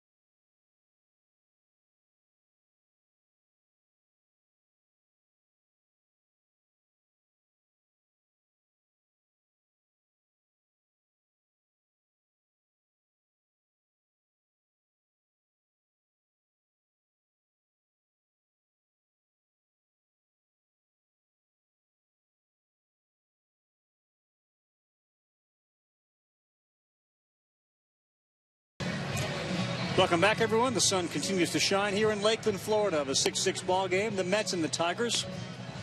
I'm Carl Ravitch. Game 2 of our 10 spring training games. And then we will be in Miami for the opening of the new ballpark, Marlins Ballpark. Then we head out to Anaheim for the Albert Pujols. That's a Wednesday and a Friday. As the fans continue their keen interest in things other than what's going on the field, at least the young ones, but they may change their mind when they find out that Daniel Schlereth is now on the mound for the Tigers. And we have one of those interesting situations where Daniel is on the mound and NFL Live is standing by, set to come on at ESPN. I'm not sure if Mark Schlereth, Daniel's father, is on the program today, but every minute that Daniel and this game continue to play is another minute that the guys at NFL Live can't start. So they're looking at the 6-6 game. Daniel's on. They want him to throw strikes. Josh Satin is the hitter. And right away, the first pitch is a ball. It's been a little bit of a theme of the day. First pitch balls. Yeah, we've had. But that's what they always say. That's what spring training's for. I like spring training being for strikes. I'm into that. Close games. I'm good for that. Yeah. I mean, we're not working on throwing balls. We're working on throwing strikes. No. But when you're missing, you need that work. It almost felt like a Valentineism. Like, well, we're working on trying to throw strikes, though. We're not working on throwing balls. Call for a strike. A lot of movement on that pitch from Daniel. Is the Tiger bullpen a question, or maybe a vulnerability on this team, or something that they feel less good about compared to the offense and the starting pitching?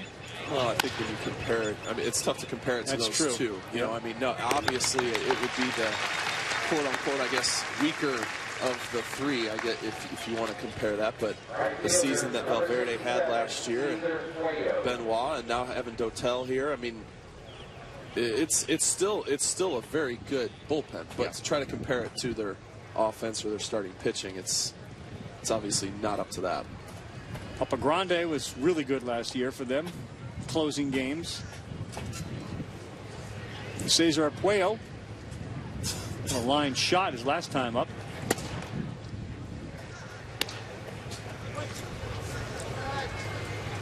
And another first pitch ball.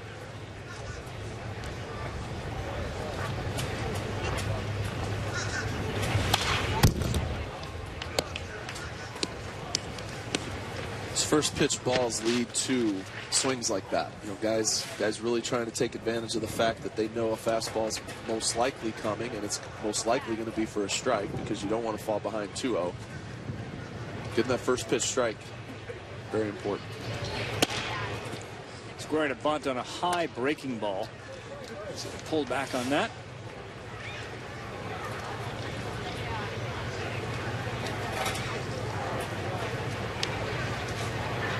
Tigers open up their season on ESPN against the Red Sox, which is probably going to be a Verlander and Lester game.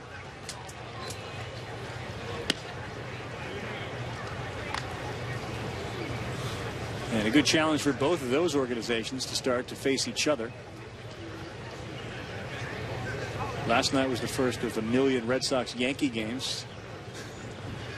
It does seem like they tend to play more than everybody else, but they don't. Nope.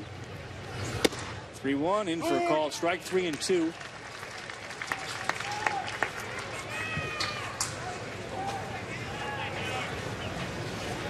The Red Sox won that game, beating the Yankees 1-0.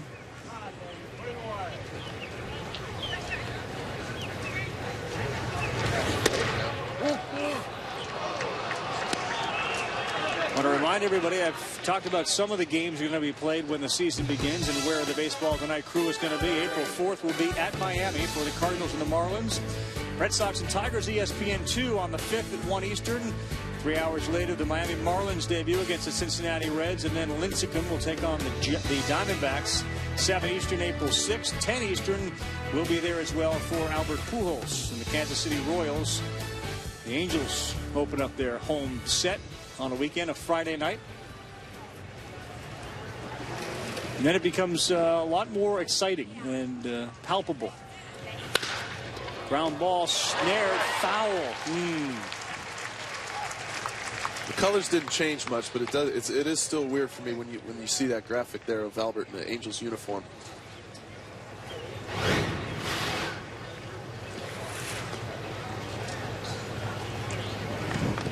Good call. Ball was foul. Yeah, that's a good one. I don't have that feeling about Albert or Prince in a different uniform. Well, I think it's just so many times I sat in that dugout watching. Yeah, that's what I mean. You have a different perspective. It's just, seeing the Angels across the front. Colors are technically the same, but seeing the Angels is just funny to me. How about you, Doug? That idea that these guys, move and change places, is it odd for you to see them in a new uniform? Well, Pujols is a guy, you just think of St. Louis, first blush, but I don't think it's going to take long for us to see him as an Angel. I mean, he's going to come with serious barnstorming ability and make it happen. I think it's just so, player movement is so prevalent and it's so difficult. But I guess you're right. I assume if Jeter were in a different uniform, that would be like weird. Yeah, exactly. That wasn't a good catch by that fan, by the way. And he's the only one up in that area. Yeah, he kind of took it right off the chest.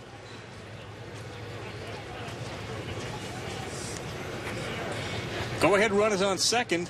One man down, 1-2 pitch coming. Schlereth steps off.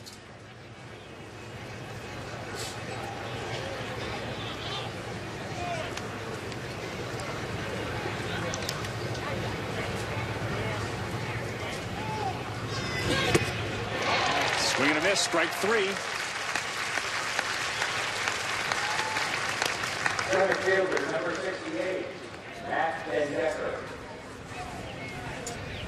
Daniel trying to get out of this. Matt Dendecker is coming to the plate.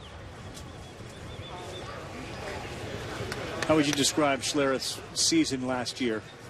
Well, looking at his numbers, I mean, he had 30-some walks with 40-some strikeouts, which is a little high. But, the lefty on lefty, it's really comes down to his control. There's too many walks, and when you're a lefty specialist like he is, you need to be able to come in and throw strikes. And, you're not going to come in and get every lefty out. That's not the way this game works. But you really want to avoid those walks, because if you come in to face that one left-handed hitter and you walk them, there you are now. There's going to be another pitching change and it's on somebody else. So, it's a catch-22. You're not trying to give up a hit, but you're not trying to walk the guy either. There's a good fastball, downward movement. I would think that would be such a tough job, a specialist, when here's your job. You either get the guy out or you don't. So it's pass-fail. Yes, and when you come in, there's generally very small room for error. There's generally guys on base. It's a big situation, 7th, 8th inning. Even if there's no one on, you have to get him out. That's what you're there for. There's no option, right? No, there really isn't, and that's what makes it tough on some relievers. Some relievers don't handle that well. He gets through that inning, and we'll go to the bottom of the 9th for Jim Leyland and the Tigers. Tied 6-6.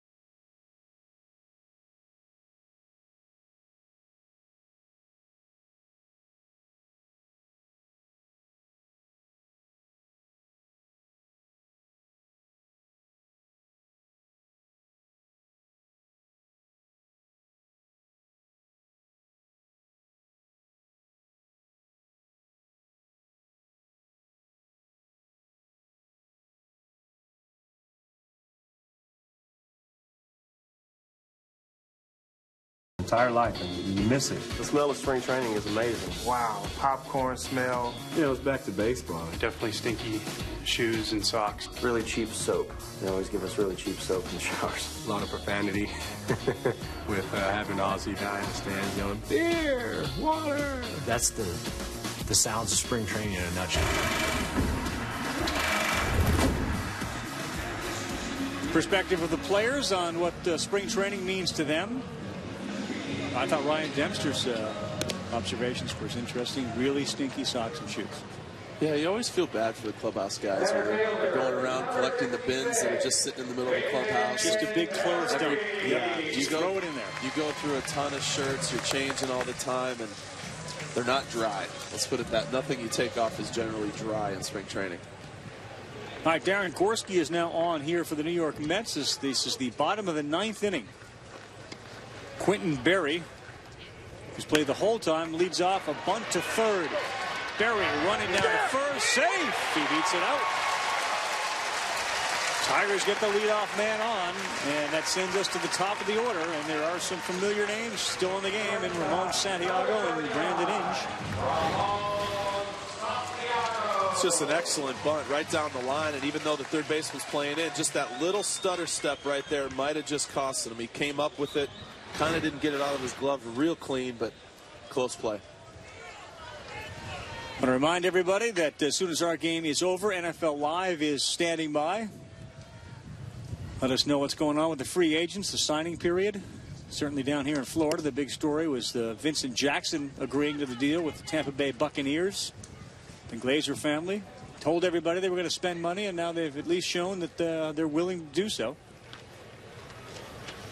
And, of course, SportsCenter at 6 Eastern with the latest on the Mike D'Antoni resignation as head coach of the New York Knicks.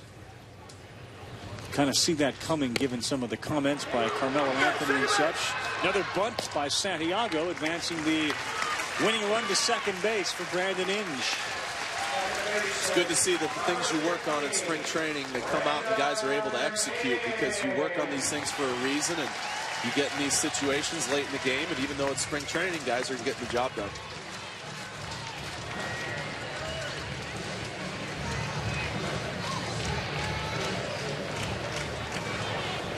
Inge up now, and on deck is Audi Siriaco. Remember, our Red Sox game was won by Siriaco. He had a home run to walk off to win it. Maybe that happens again.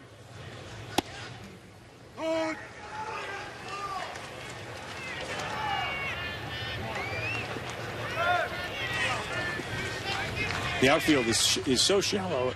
Inge hits pop-ups further than where they are. He misses balls that go further than they are. Foul.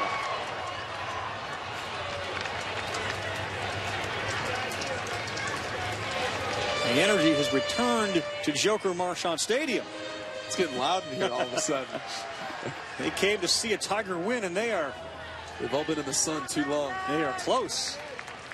180 feet away.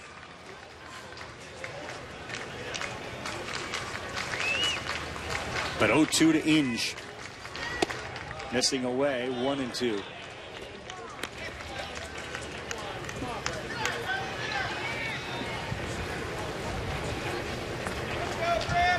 It's a big hole in between first and second. See if Inge can take something and shoot it right through there.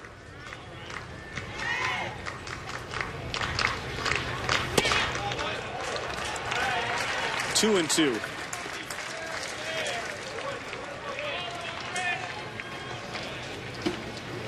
You said you played at Cape Cod League with Brandon. Did you anticipate a long career for him? You knew then that he had the ability to hang around and play? Well, you know, at that time, he was our shortstop, and he threw 97 off the mound and would close for us every now and then.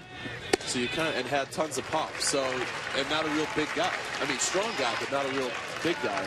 But just such an unbelievable athlete. You knew he was going to end up playing somewhere and doing a really good job of being a good player.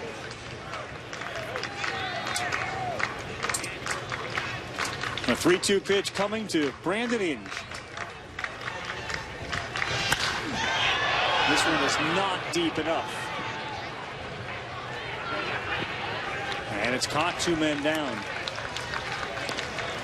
Yeah, the stadium that we played at in the Cape Cod League, we had sun delays. The sun would actually set in center field. They built the stadium, they built the field wrong in Bourne, and the sun would set in center field, and we would have about 40-minute delay every single game we had. Right. Wasn't exactly what you were looking for. I've never heard of a sun delay. Neither had we. They sold buttons, they sold T-shirts, they sold everything that said sun delays on it. All right, so a couple of days ago for the Red Sox, Pedro Siriaco hit a walk-off home run. This is Audi Siriaco. He swings at that and fouls it.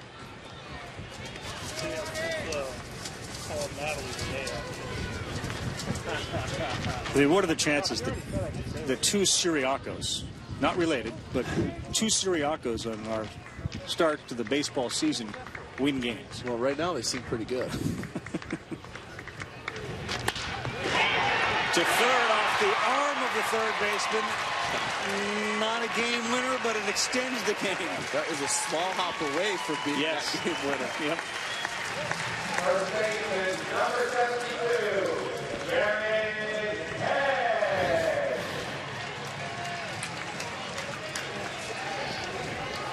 It's actually a pretty good job of knocking that ball down and keeping it in the infield. It's a hard hit ball, took a good hop and got a glove on it.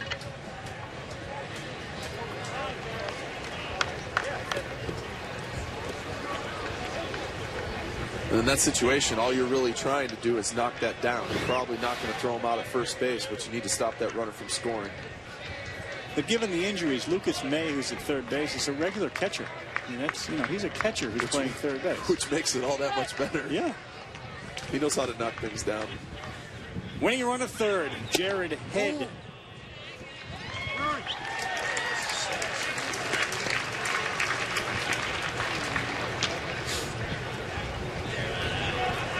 Runner advances to second and ultimately takes off any force play that shortstop or middle infielder, second baseman can flip to the guy covering, so the out has to be made at first.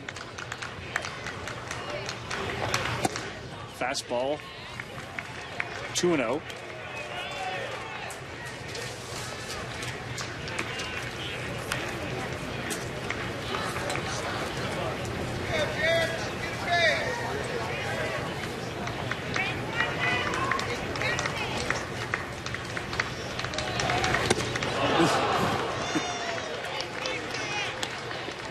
He's not looking for, that's a nasty 2-0 slider down and in right there. You're not looking for that pitch. You're looking dead red fastball 2-0, and he got something a little bit different.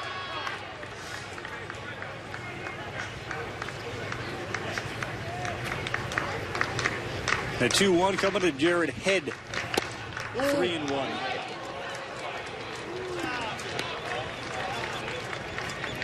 Eric Patterson is on deck. NFL Live is on deck.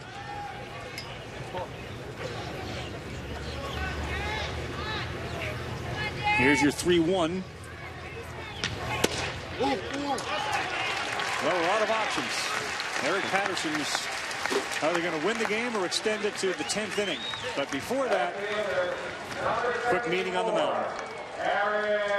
Just to remind him that we're out of options.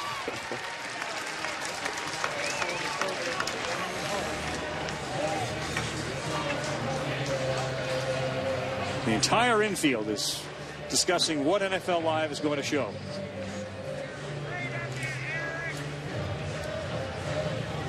What the Jets are doing, the Giants are doing, the Mets 1-0. They're standing by, and they're also wondering what Eric Patterson is going to do and what the decision is going to be here. Given all the injuries to the Mets and the lack of real depth, are they going to play a 10th inning, or are we just going to call it 6-6? Well, there is somebody warming up in the Tiger bullpen. Well, he might just be getting the work he needs in, or he's preparing to pitch.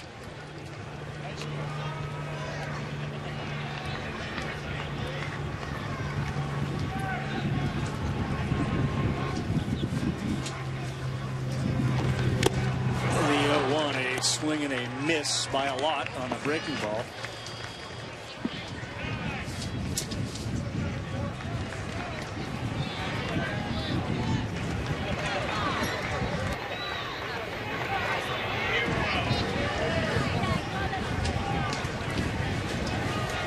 The 0-2, it looks gloomy.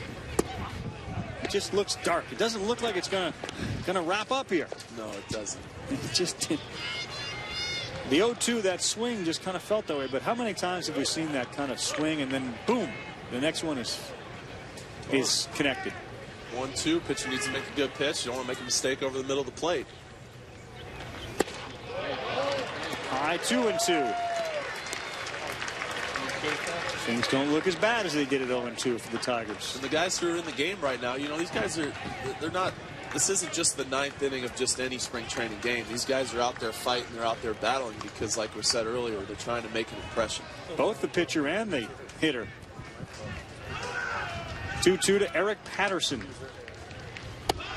Here's the pitch that he swung at wildly earlier. Crowd on his feet. Yeah. Here come all the fans. Everybody on their feet.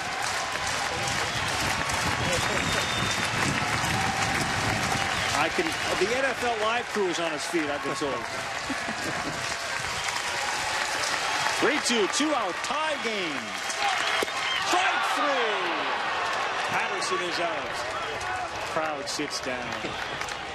NFL Live sits down. So Jim Leland and the home plate umps say, yep. What do we got?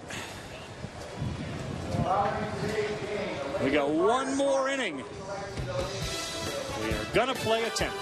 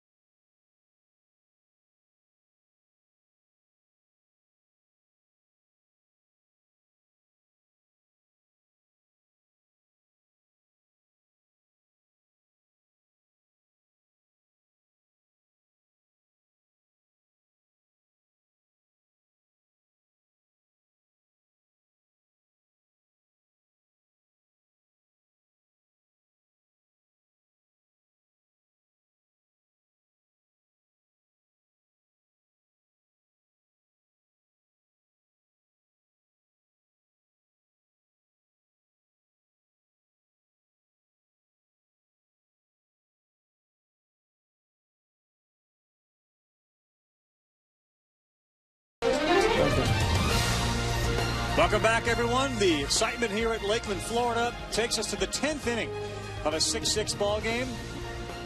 Game highlighted earlier by a Prince Fielder home run. Dylan G was very good. And you see our booth here. Doug Glanville has now taken the place of Mark Mulder. Oh, yeah. Yeah, typical pitcher to leave early before a game ends, or at least a spring training game. And we went to the righty. Yes. What was I, 47 for 47 last year?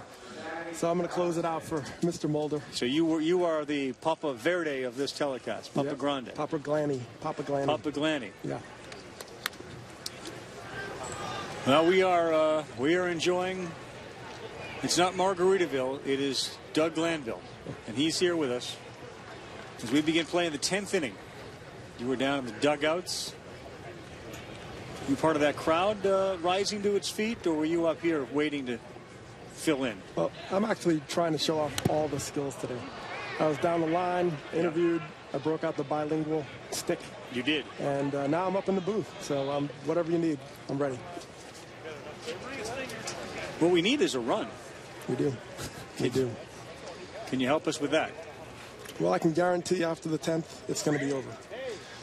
But if baseball wants to get a little bit more exciting, they could have like a sudden death tiebreaker in spring training. They could just try it out, and maybe it's like a home run derby, and then walk off, game over. Now, can you bring a player back like a Cabrera or Fielder in this home run derby? Do you have to use somebody who's on the bench or playing? Well, you can call him from his house. He's probably in street clothes, but that's fine. Valdespin, who's got speed, grounds one to second. And the out is made.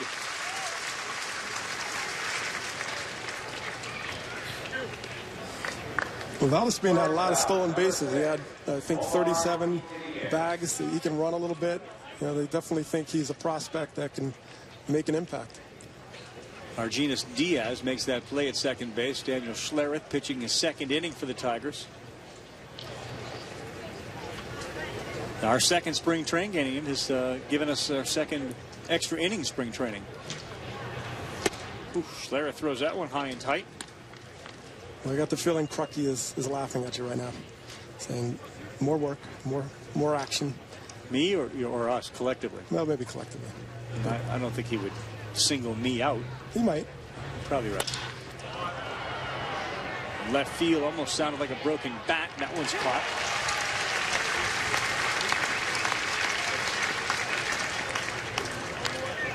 And now Valentino Pescucci. Designated hitter, number 15, Valentino. Well, now I have a category of players who I call the human T-Rex.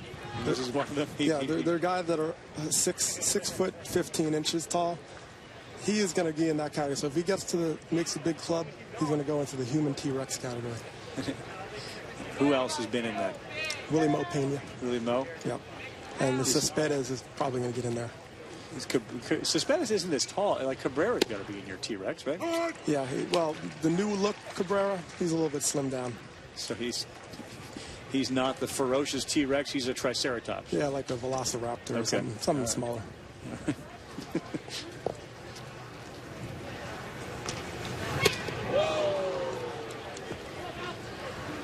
But as Mark mentioned, I mean, even though this is late in the game, it seems like it's slowed down, and you're wondering some of the guys who are playing, but this is game on for these guys. I mean, I've definitely been in the situation. You're playing 10th inning, and you have to battle. Every at-bat counts. You're still trying to make an impression, and, you know, all the coaches are still here watching you. And I would imagine that the challenge is to keep that mindset, or at least it would feel that way. But you're right. This is now livelihoods we're talking about, and the ability to extend them. Impress that manager, and the manager certainly understands what the situation is. He gets that it's the 10th inning, that this is a long day and it's a long spring. Right, we saw that in the Miami-Boston game. A guy lays down a bunt, and all of a sudden, you know, an opportunity, and Bobby Valentine's paying attention. Yep. Pascucci is out. Schlereth had a very effective top of the 10th inning. Last chance for the Detroit Tigers. Bottom 10 coming up from Lakeland, Florida. Hello, it is I, your boss. Great news. The video call went very, very well.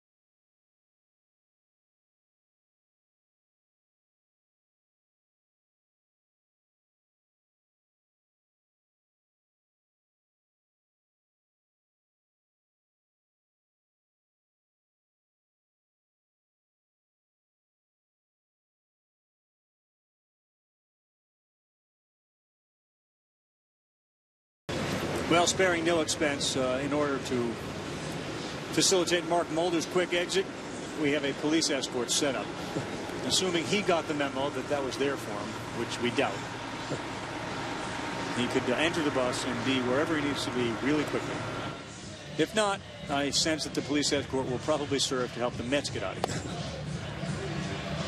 I see pitchers. They get the luxuries of them, starting pitchers. What do I get? I got a golf cart out there. Yeah. Someone on a tricycle going to escort me. Yeah, absolutely. Or you can hop on that guy's shoulders. This room up there. Oh yeah. This is Jack Egbert, the righty. He's on to pitch. As the Tigers will try in the bottom of the 10th inning to win the game. Looks like Andy Dirks, his major league experience, is going to hit first. Now pitching for the Mets, number 80, Jack Egbert. He's in the on-deck circle. Holliday's going to come up and hit first. Terry Collins has played the Tigers before and got into this situation. And he looked at Jim Leyland like, really, you're going to bring Andy Dirks up? You know, can we catch a break here? And Leyland said, like you, I'm trying to win a game. Yeah, you got to keep that secret weapon back there just in case. Give Andy credit. He's been hanging around a long time to get his opportunity. Willie, Brian Holiday could end it with one swing.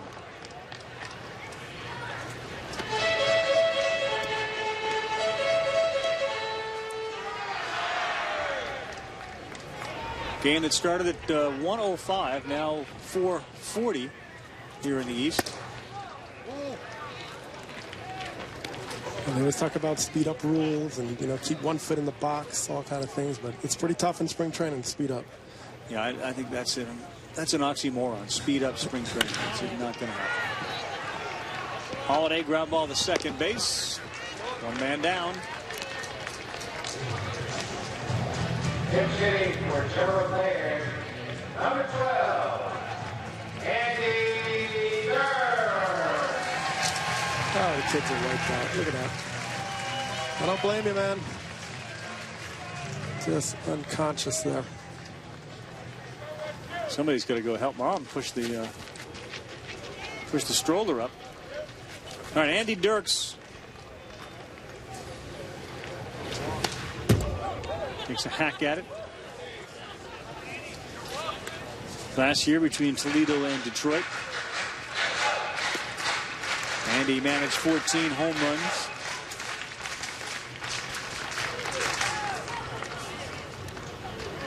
Pride of Hutchinson, Kansas. He's up there swinging. He fouls another one off. The Tigers actually have a lot of depth in their outfield. I mean, they have a lot of looks. I mean, Rayburn maybe at second innings, but they can all kind of float around. So you can go with the hot bat, the hot hand, the better matchup. So they have a lot of different tools out there to really make the best lineup for the best circumstance. The 0-2 to Dirks. Easy lineup. And I think it seems like a simple question, but you're a complex thinker. Easy lineup for manager Leyland to kind of handle, or is this more of, in some ways, a challenge? I think it's a challenge. He has the same problem as Bobby Valentine in Boston. I mean, who's going to lead off, really? He doesn't have that prototypical guy that's walking, getting on base. He's going to have to go with Jackson, maybe, Rayburn. They're going to have to mix it up. And Bobby Valentine, same issue. He's going to put Euclid up there. So what happens is once you lock in on someone, it changes the complexion of the rest of your lineup. And he's going to have to make a decision about who's going to be in these key slots. I mean, you know where Fielder and Cabrera are going to hit. Right.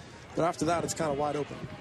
In playing time, when you have so many guys, it'll work itself out. Well, it'll definitely work itself out. But he's going to also be able to put guys in situations to succeed, whether it's a matchup thing, lefty, righty. He's got a lot of guys that can do different things on the ball field. So, but he has the luxury. These guys are going to hit, and he has time to sort of sort it out, even if you're trickling into the opening day.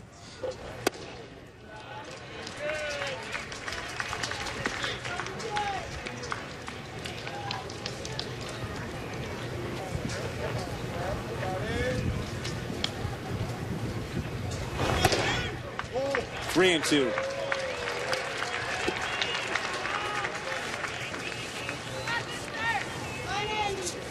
This game was started by Dylan G, who is really effective.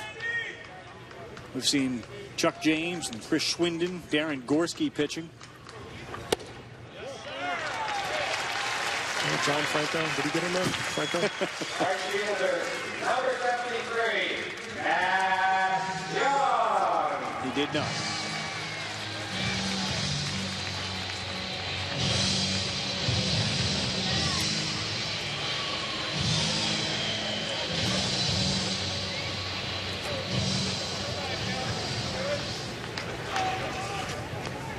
This has not been one of those, no cloud, 88-degree sunny days, which has been to the benefit of the fans here. There's a lot of clouds, which have helped keep it relatively cool, given that we're almost 4 hours into it. Well, it especially helps on those pop-ups for outfielders, infielders.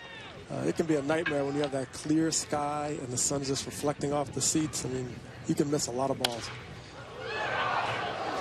I'll tell you what, Doug, it looks like Egbert is kind of, I don't want to say batting practice fastballs, but he's throwing strikes. He's kind of laying it in there. He's coming at him. And I mean, that's something actually Collins might be happy about. Say, hey, throw strikes. The worst thing you could do is walk somebody, get the merry-go-round going, and then now you're just walking a run without making these guys earn it.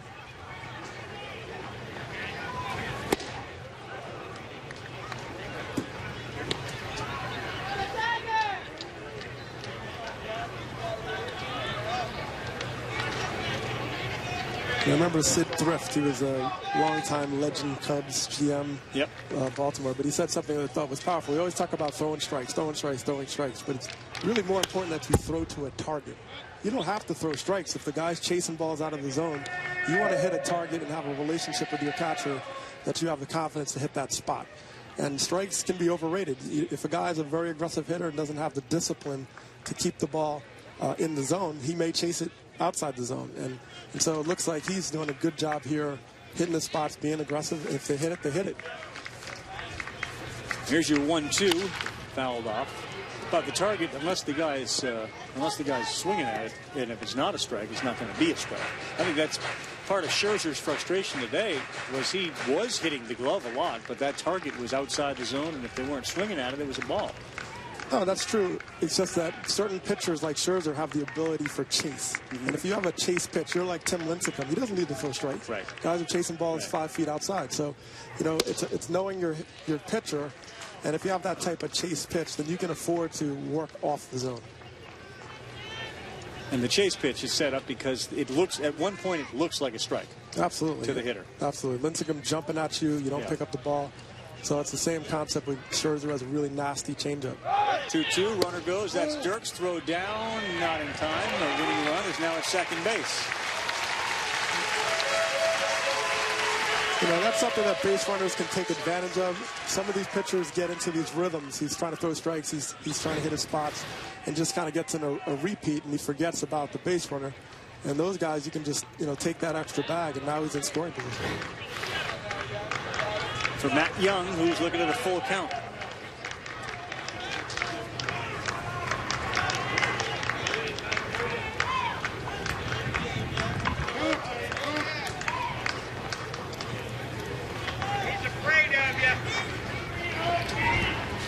Well, you look at the outfield, and this is one of those situations you have to kind of cheat in a little bit. I mean, you can't afford to have that one hit cause the winning run. So you got to be aggressive, and you got to make sure you make that good low throw to get that runner. 2 men on now after a walk. Center fielder, number 66, Quentin Berry.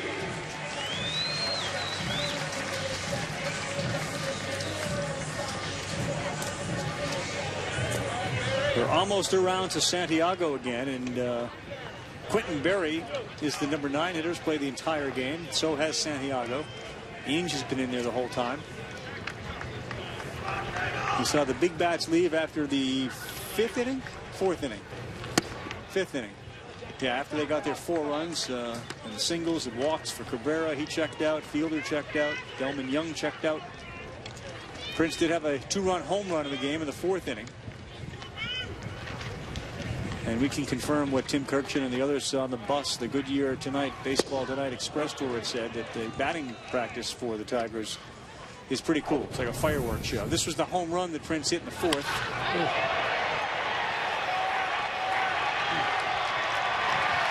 And it was a pretty good stiff wind blowing in from right field when he hit it. Yeah, he should be arrested for disturbing the peace.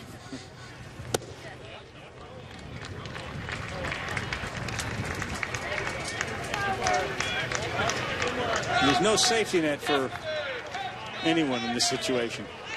Jack Egbert can end it or keep it a tie, but it's going to end. The game is. There's a strike, 2-2. Yeah, that's not fun for him. Either he loses or he just ties. Not good.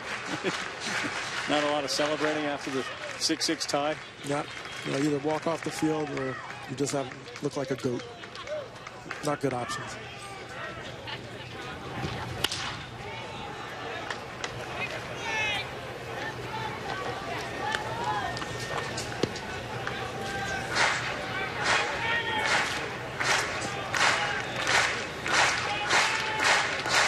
Listen to the crowd giving the old applause to get him going. Yeah, they're still packing the house here. They are not sprinting out of here. Which means I will never get to the airport, actually. That's what that means. No problem. There's a police car waiting outside for somebody. I'll take it.